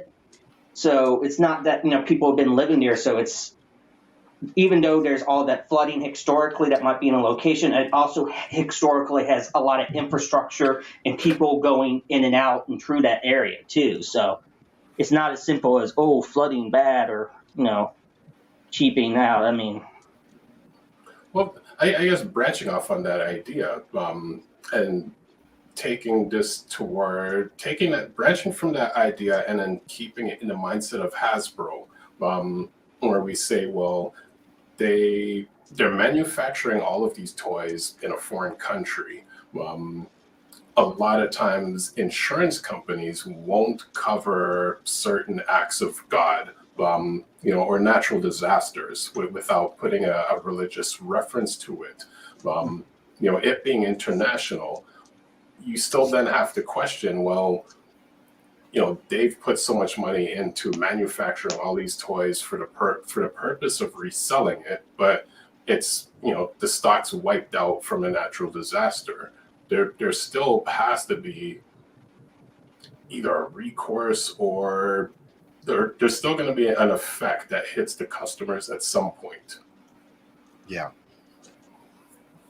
Yeah. Well, at the very least, the insurance premium of the warehouse is going to go up. So the warehouse, whether it's owned by Hasbro or not, Hasbro is going to have to pay out more if they want to continue using that location.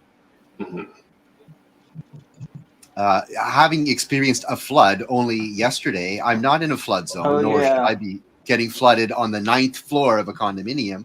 But the people that does take talent. Let me tell you, the talented people upstairs let their toilets overflow, and my entire unit was flooded.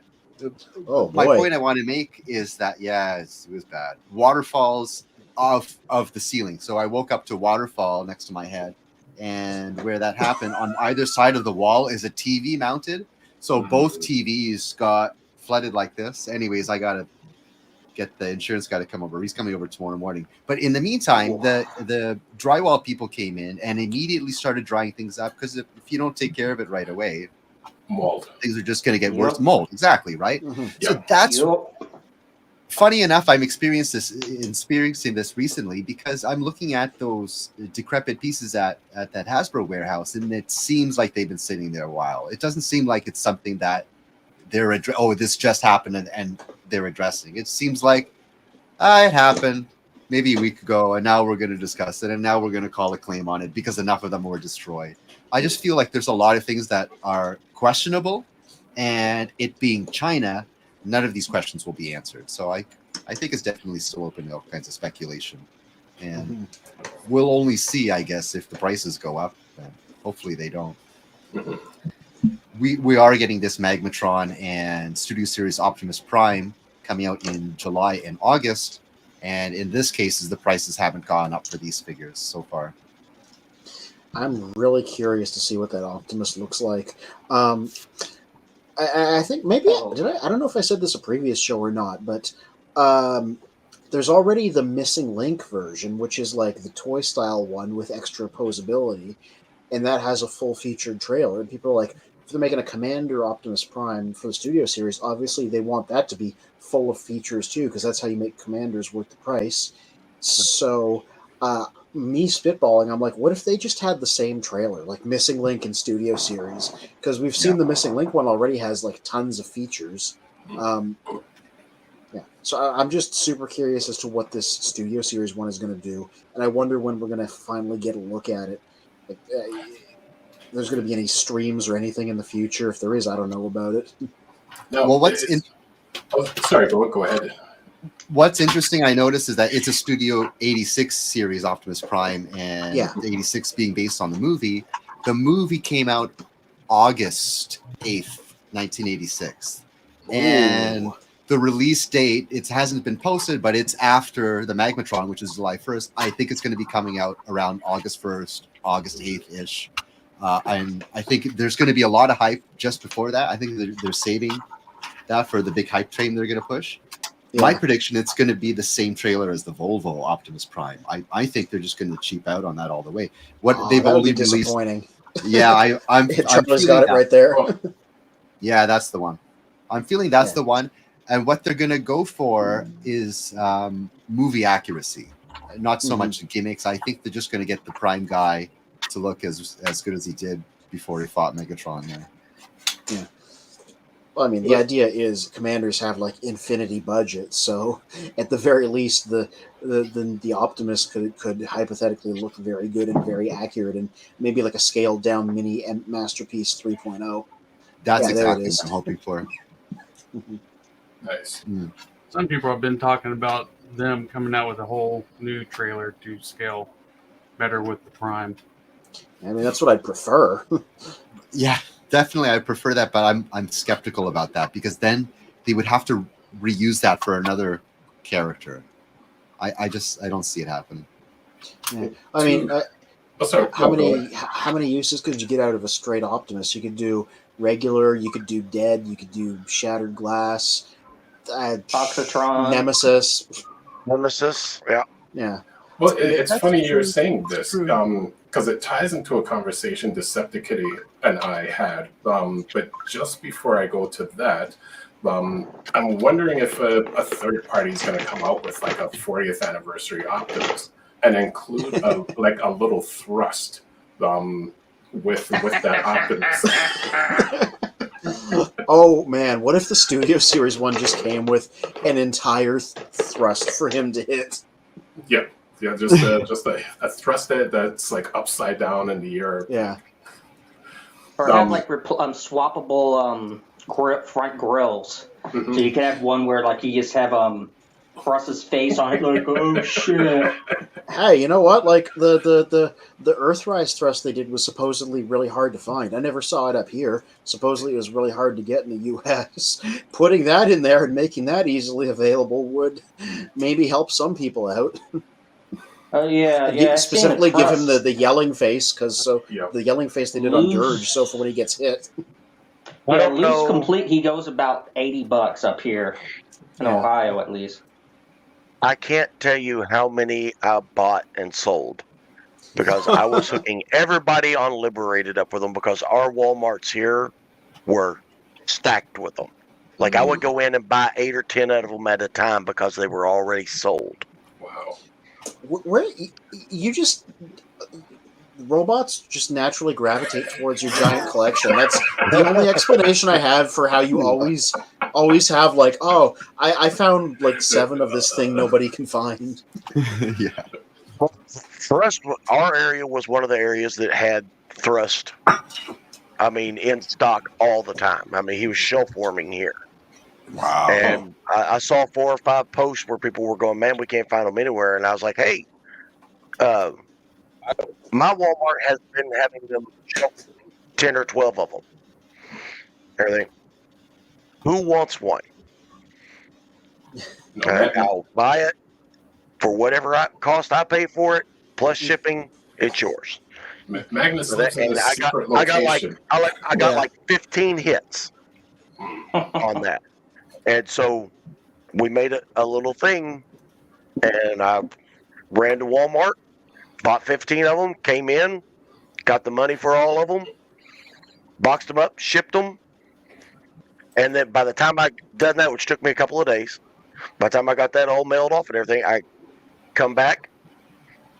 There's 10 more comments on there. Are you still buying them? I can. Let's lock it in, and this is what it costs now. And then if they don't have one, I'll send you your money back. Oh, Magnus, Because I know exactly what it costs to ship from either side of the continent, and I'll bet that I sold and shipped 20 to 30 of them. Wow. Yeah. That's one There was question. there was a large chunk of people at Liberated that got theirs through me. And I myself have 4 in here. Of course you do. I've got one in the box, and then I got 2 different scenes set up. No, it's like, you look for Magnus's like city and town on Google, and it's like, your town and city does not exist. Like, you're just in this secret location in America that like no one else can find. It's Rockport, Indiana. It's not the end of civilization, but you can see it from the roof. But I saw that like a few years ago at different Facebook groups. And it was always that question of how they distribute the characters. Like, a lot of people would be like, hey, I can't find this character in my city. Someone takes a picture. There's like 50 of them on the shelf in a different city. And it's like, right, why not just distribute like a handful across all the different cities? But they send all of them just to like one location, or maybe a couple in, one part of the country. And it's like, what's the point? Like, everyone wants them. Now that goes to a conversation that Decepticity and I had in terms of Hasbro constantly re-releasing like their star figures of Optimus, Soundwave, Starscream, Megatron, especially Optimus. Like, there's 6 million versions of Optimus that now exist. What character would you want to see that just Hasbro seems to have ignored that you think other people would also want to see? Omnibots. Yes. That's a good one. They've That's a never good done one. any updates of them at all. Yeah. Now, Totally. what really got me back into this, I mean, I had a lot of this in storage, but I was walking through Walmart one day, and this... Rainmakers. What? Yes. Oh, they're so There were- badass in IDW 2.0. There were 10 of these on the clearance rack for $12 a piece. No. What the? No. That was really expensive. That set was like, if I recall correctly, more than $100 for those 3. Yeah. Well, I had never seen a toy Tetra. So I picked this up. I was like, who are these guys? I don't know who these guys are. And I picked it up and I was like, oh my gosh, these are the Cybertronian modes. Look at that. And I went, $12 a piece? Hell, I could paint some of these. And I bought them all. Nice. Good one. And that's kind of what got me back in. I was like, man, I didn't know that they were making toys this good. And that's when I started joining these things. And I got on that Liberated. And I posted, these guys right here. And people were flipping out of their minds. And I sold them for $75 a piece. Wow. When I found out I don't have to paint them because they already have a bunch of these that are already in colors. And so I was trading, I traded a guy one of these for a Red Wing. Because I wanted that Red Wing, and hell, I'll trade you what I paid $12 for a Red Wing. Right on. And that's how I got my Red Wings and stuff over here. These guys right here are the ones that these are the ones that got me back in. Yeah. Oh, cool. That's awesome. Awesome. Charlie, what about you? What character would you wish Hasbro would re-release? That I'm the one that said Omnibot. Oh yeah, the Omnibots. Yeah. Yeah, and I mean, it's unfortunate they never really got a storyline, but they were a really cool set of cars. So I remember the was it? They used the alternators. They used the name downshift, and I think a couple other ones on the alternators back in the day. Because I was like, I don't remember downshift, and then I was like, okay, I do remember that name, but I just wish they would like come out with an updated thing and maybe somehow put them in the lore some way, because I always thought they were cool. Yeah, definitely. Well, Decepticity, what about you? No, I'm having a hard time thinking of who I would like that they haven't done in a long time. Maybe I'm having a lack of creativity in the moment, but I would really like to see some of the human characters, specifically from G1, as a licensed figure. Spike, Sparkplug, Carly, Powerglide's girlfriend, Anastasia, was it? And so. Especially Dr. Arkeville. I would really love a Dr. Arkeville figure. Yes. I know that's obscure. I actually do have a Dr. Arkeville figure that came with my MP Starscream, the first one. Oh, Charlie has the girl. That yeah. Powerglide. Yeah. Oh, this is a nice one. That's a really nice one too. I love her pose there. It's a third-party Omnibot. Yeah. Oh yeah, nice.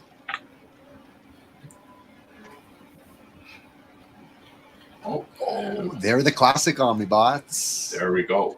Those are nice. Nice. I like to have another set.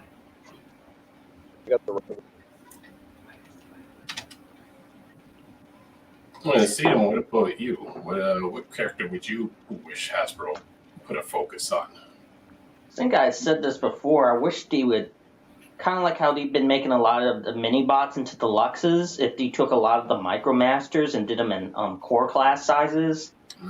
So like a big major one from. So a major one for me would be Growl, because I mean he's literally Growl. That's the in Forged to Fight you can have up to a 5-character hashtag call sign for your alliance. So Growl's my alliance's call sign, and what's the alliance name? Super Link Armada. But yeah, I would like to see kind of the micromasters get the upscaled treatment like the mini bots have been getting the last few years. Other than that, maybe I would like to see an update to Karada and Archaetus from Beast Wars Neo. Oh yeah, those would be good pulls. Because I literally got into the Japanese Beast Wars because I saw the Dinobots. I think the green hard-headed dinosaur at like one of the shops, and I was like, Beast Machines Dinobots, and I go on TF Wixie and I start, what turned out to be like a 1-minute little internet dive turned into way hours later, and I'm like, learn about Beast Wars Neo, and I'm like, ooh, I like these characters. And I literally watched Beast Wars Neo because I wanted to see Karada and Archaetus in action, and animation, and I bought their toys. Like right when, maybe even before I saw, Karate, he's in the first episode, but Archaetus, he doesn't come in until a little bit later. But I bought their toys pretty much as soon as I knew of them. Just because I saw, they look cool. They both have like the gunslinger motif to them. Now, when you mentioned it for the Micromasters, I just wonder, I wonder if they would put that quality into them, because I know Dee had collected a couple of the newer releases of Micromasters, and they had the ball joints and the quality that was put into them. The G1 toys just beat them out in terms of like the sturdiness and quality.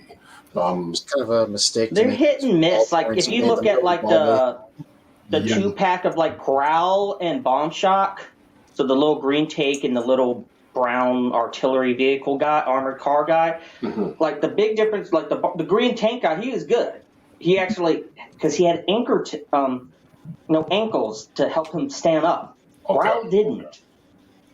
So I mean, I found it was just like really stupid stuff that would have been easy to avoid. Short miscomings that could have been easily avoided. Right. So the one that I was disappointed that we didn't get to see when they came out with Triptychon and the Titan, and and I'm drawing a complete blank on his name, but he was the other triple changer that was the jet that was always in all the cartoons with Triptychon. He was the jet and the semi-tanker. Octane, yeah. Octane. I was really disappointed that we didn't get one of those in the Legacy series, because I think that he would be an awesome one. Never say never. That's true. Yeah, his Titan Return is kind of wonky with the wings. They don't stay up that well in bot mode.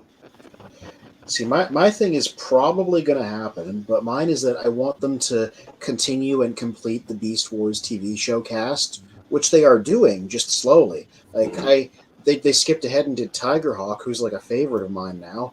Yeah, they skipped to They skipped over season 2 to season 3 characters. I was like, yeah, and they're going to be doing Silverbolt soon, so I hope that they do Wave the 2 full show cast. It's fully doable. Like, there's not that many. A couple more toy lines, they could probably get it done. Particularly the Transmetals, where all the originals had chrome plastic that would flake away. So updates of those that aren't chrome would be great.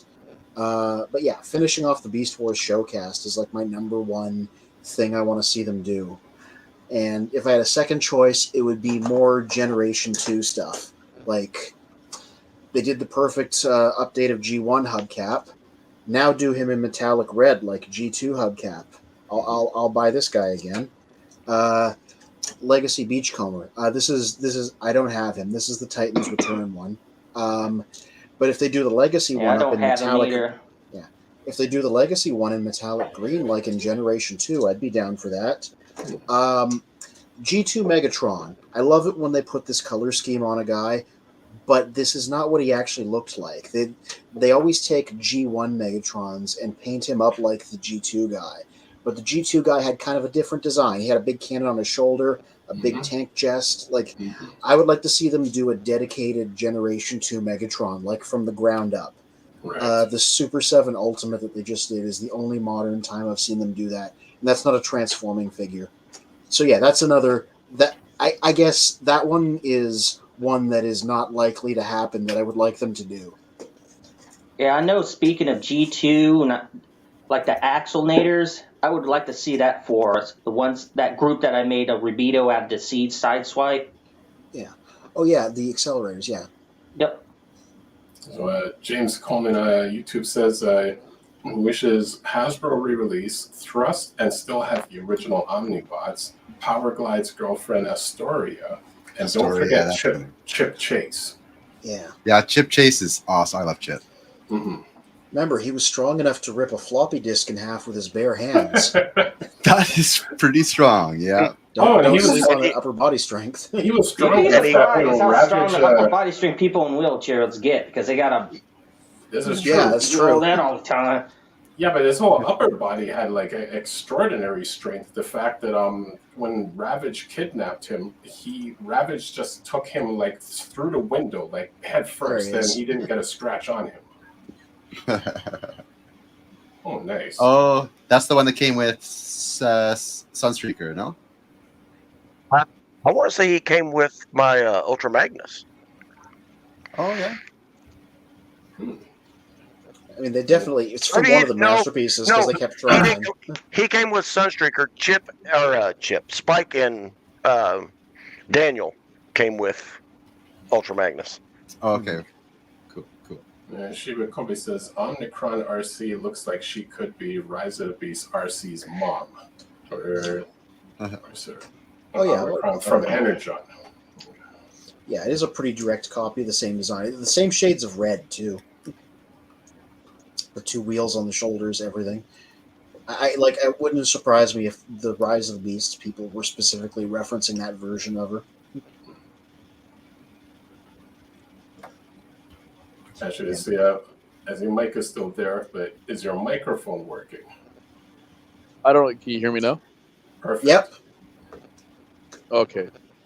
Yeah, I wasn't trying to talk too much because I didn't want to sound horrible, like Soundwave. But I've mentioned this before in other shows. The Subcon Justice division there. They started with Tron, right? Started with Tarn, which I have to thank Anthony for finally sending me that. So thank you for that. I really do appreciate it. But No if they problem. can finish that group, I'd be one happy camper. I can tell you that. Yeah. What's the member that turns into a gun like G1 Megatron? I know that. That's Voss. Yep. Yeah, they'll have to do the upside down spaceship fan mode. Yeah. Oh, you're right. They would. Yeah. They sort of stealthily did a version of him because the Deadeye Duel 2-pack, the one that was Javelin and Cascade, the Legacy 2-pack, supposedly one of their guns was sculpted to look like Voss's sniper gun mode. So it was sort of there. That's all they can really do. But yeah, definitely gonna make if they made him, he'd have to be a submarine.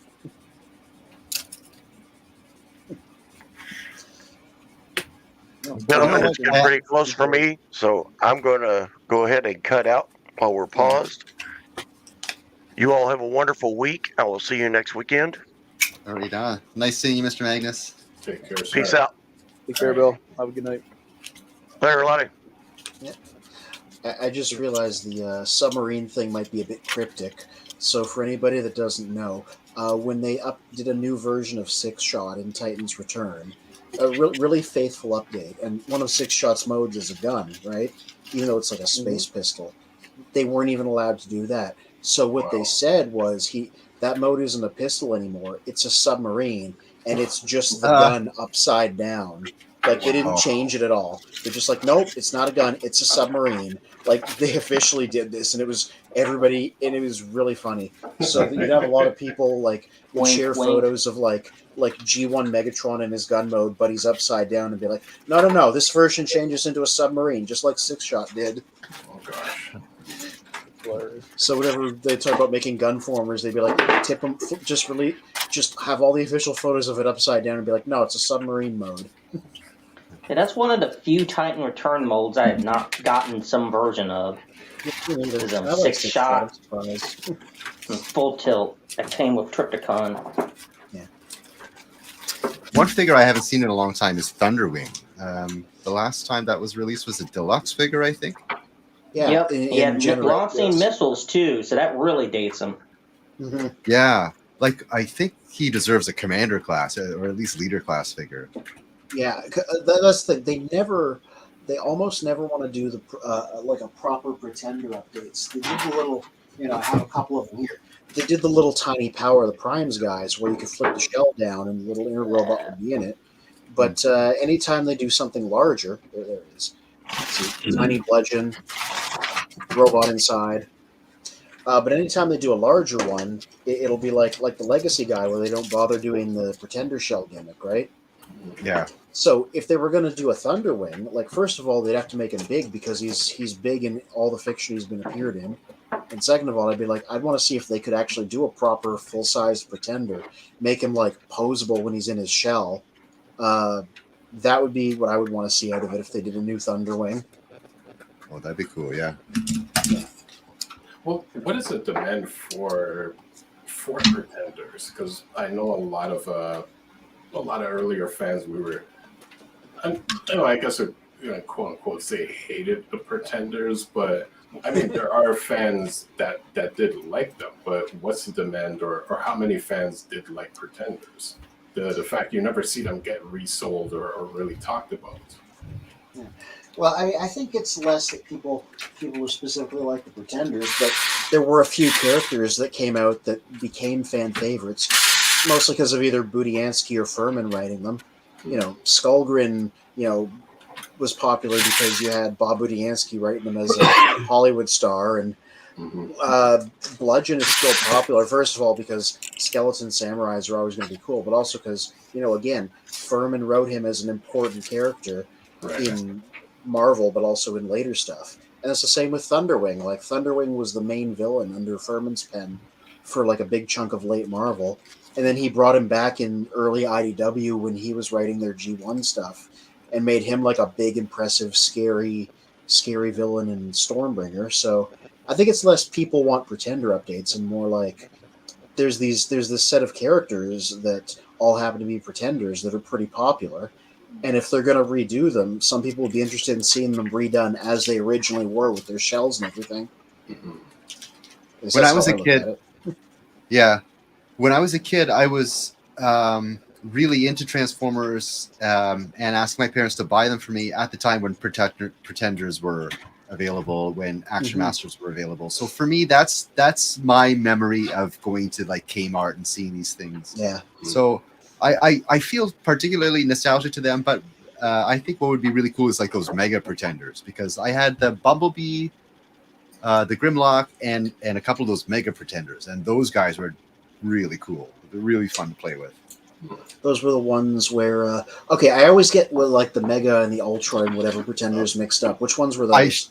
I should define it, actually. Now that you mention, I'm getting mixed up myself. So the Mega Pretenders that I'm thinking of was I think Vroom was one of them. He transforms into a motorcycle, and his side carriage was also his like Pretender that goes inside.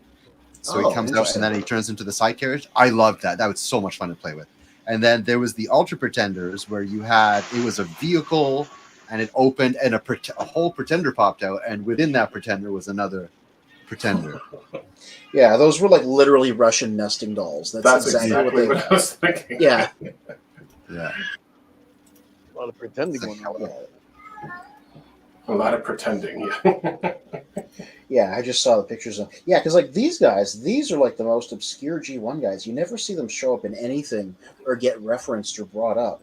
Crossblades and Vroom are the two Autobot ones, and then Thunderwing was the Decepticon Mega Pretender, and we only know about him because of Simon Furman.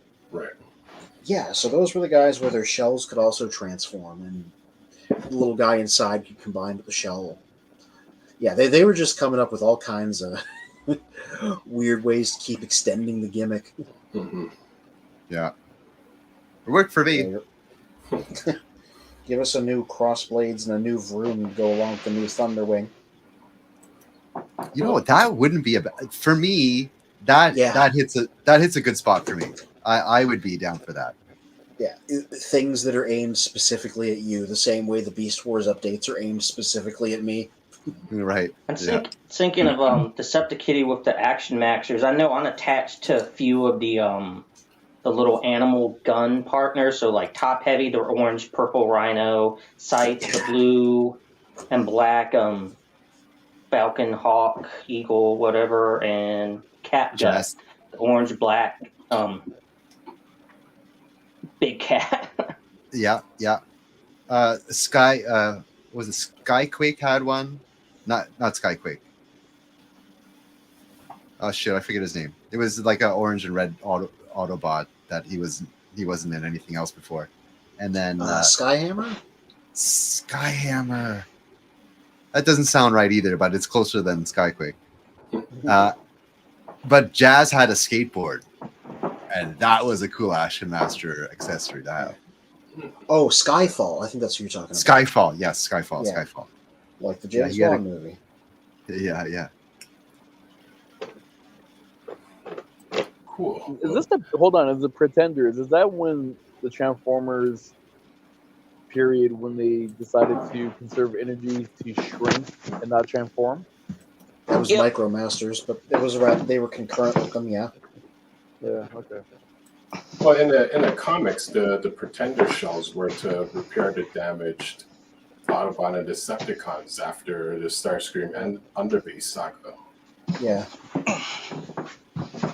I read a little bit of the comics on that. I wasn't not really.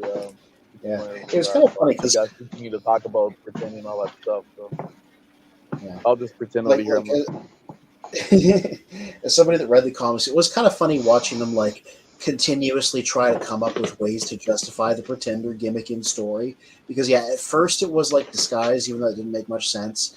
And then, like you said, it was, now the Pretender shells can repair people, so we're going to use those to revive like Bumblebee and people, and that's why they're back. And then by the time like Bludgeon and Thunderwing show up, they're like, oh no, it's just powered armor. That's what it is. They put on the shells and they're stronger now. Yeah. Did you guys talk about the Transformer Prime, the original concepts that they released? yeah, I remember The hearing about that. Talking about like the Sorry. concept art for the original proposal for Prime that came out Yeah, Yeah. like a month or so I thought that ago. was, Somebody yeah, leaked I a thought that power was pretty. those early designs. Yeah, I thought that was pretty interesting. Oh, I haven't seen that and I- actually. Yeah, and what's it called? And the art actually looked pretty good. Yeah, the most interesting thing about them was they were even. A lot of the characters were even more movie adjacent than they are now. Like Ratchet was green, they made him like in his G1 colors before the final show, and like it was going to be Ironhide instead of Bulkhead because Yep. it was again part of the movie cast.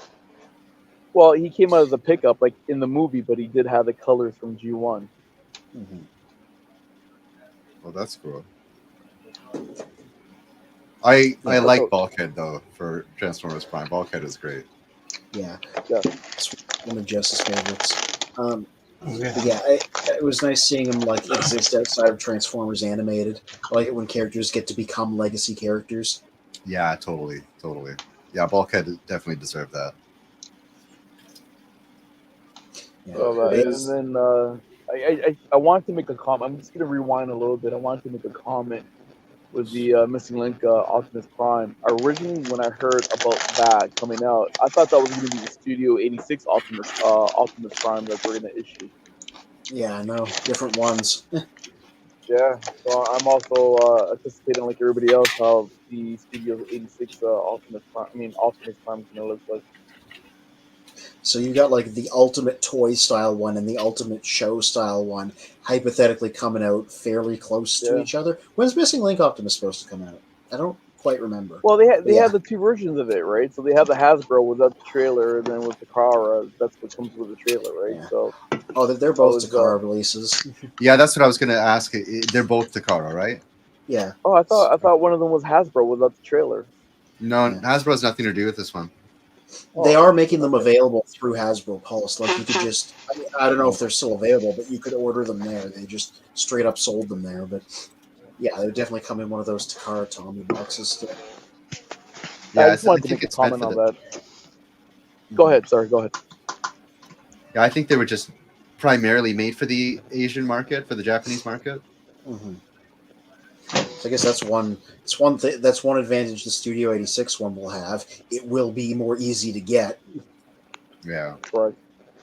But I thought they did a really good job with the Missing Link Optimus Prime. I was like, wow. Oh yeah. There's a bit. It's one of those ones where I'm like, it's a bit too rich for my blood to just straight up order. But if it's at a convention and I've sold lots of stuff at the convention, then I'll probably get it while I'm at the convention. It's one of those, you know what I mean? Yeah. No, I agree. But I'm just saying, if that specific one came out back in in '84, oh yeah, oh my goodness, oh my, yeah. Well, even if it came out like '95 or like 2000, like that would have been like wow. Mm-hmm. 2023, right? No. If that came out like. If that was like the G2 Optimus Prime, like, wow, I would have been such a happy kid. Well, wrap up the stream for the evening. Just before we do, Charlie, see what any upcoming packages you're expecting for the week. I can't think of anything right now. I did forget to mention that I picked this guy up. He was on sale at Show Z. Oh, that's a Bulkhead? Yeah. Oh. X-Transbots. X-Transbots. Bulkhead. Very nice looking Bulkhead. Thank you. Yeah. I like the shoulder things they gave him to give him bulk. Yes. Yeah, they're kind of pain in the butt. But it's like an Inferno retool, right? What's that? It's like an Inferno grapple retool, I think, just looking at it. Yeah. But he's pretty hefty. I mean, he's pretty nice figure besides the shoulder pieces. Mm-hmm. I can't think of anything out the top of my head that I got coming in. Trying to take a break. Sedum Bach, what do you have coming up for this week? I think you picked a bad moment. I'm getting there's silence in a ceiling. Hey, yo. was hoping it's still back there, so it will come back to see him. Deceptickitty, what do you have coming up for the week? Oh, I got insurance coming in. Look, You know get what? all the I haven't been sleeping at all because like we have these dehumidifiers and fans going on constantly. So Right. like my brain is not functioning, my digestive system isn't functioning. I'd be lucky if I can like take one step in front of the other foot this week. Your objective is survive. Magneto and Wolverine, they're survivors. And Sedum is back.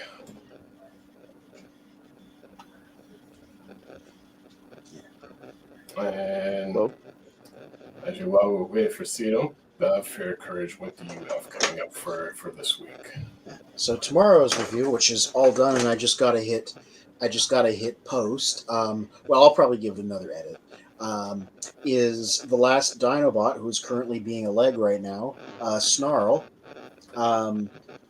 Like who I managed to find right before Christmas. So I'll be talking about him and analyzing his goodness as a standalone figure. And next week I will talk about Volcanicus because I wanted to give him space to breathe instead of just building the whole thing and rushing through it at the end of the Snarl write-up. So week after this one I'll talk about him. But tomorrow is just Snarl on his own, the last of the little mini Dinobots. And that'll be on Children of Primus under news and reviews. And for everyone watching, you can find us on YouTube, Facebook, Instagram, Discord, and also support our Patreon. And can also find us on TikTok and Twitter. And the easiest way is just put Facebook.childrenofprimus.com, Instagram.childrenofprimus.com, and so on, and you will find all of our social medias and our YouTube. Over to Mike, MrRider.com. What do you have coming up for this week? I've been kind of working on some articles on Hawkins.com that I'm supposed to be publishing, but so busy at work. Speaking of work, within a couple of months, we're going to be having Comic-Con at the Convention Center. Usually it's in the South Building, but I believe this year it's going to be in the North. It's going to be a little bit bigger, so I can't wait for that. And trying to stay warm. This is my Tim Horton coffee. Sponsoring Tim Hortons, but they're not giving us any money for the sponsorship. Well, we got to give a little in order to receive after, right? So let's see what happens. They don't need us giving them anything. They have way more than enough that anyone needs to give to them. Well, maybe you'll get some of their day-olds after mentioning them. Hey, free donuts, a free donut. Exactly, something that's better than nothing, right? And before we sign off for the evening at Sedum Bach Arts, can you hear me? I don't know what I got planned this week since it's in the single digits above zero, and then with the wind chill, double digits below zero, so negative. So your mission is also to survive. Yeah. Same here. Yep. I feel like I'm on Hoff. Yeah, the U.S. is getting hit pretty hard. I heard like in the Dakotas, there's areas as low as like negative 60 degrees. So, oh boy, negative 60. And you get 20-foot snow drifts out there. So I'm like, right behind Canada. Yeah, I said I could have donated plasma both yesterday or today, and I was like, nope, it's too cold.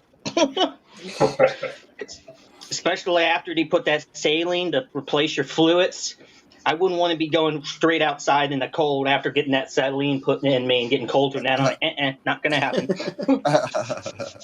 But yet there's people get that injected for certain other body parts. But we won't go down that road now since we're trying to end. Yeah, okay, we're signing off, Mike. Come on, we're signing off. I'm having a realization. Wait.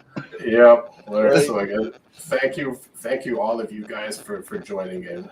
Thank you for everyone in the comments, for all those watching the stream, and for all of those watching after. Please like the video and subscribe to us. And as we always say at the end of every 7%. stream, till all are one. Till all are one. All are one.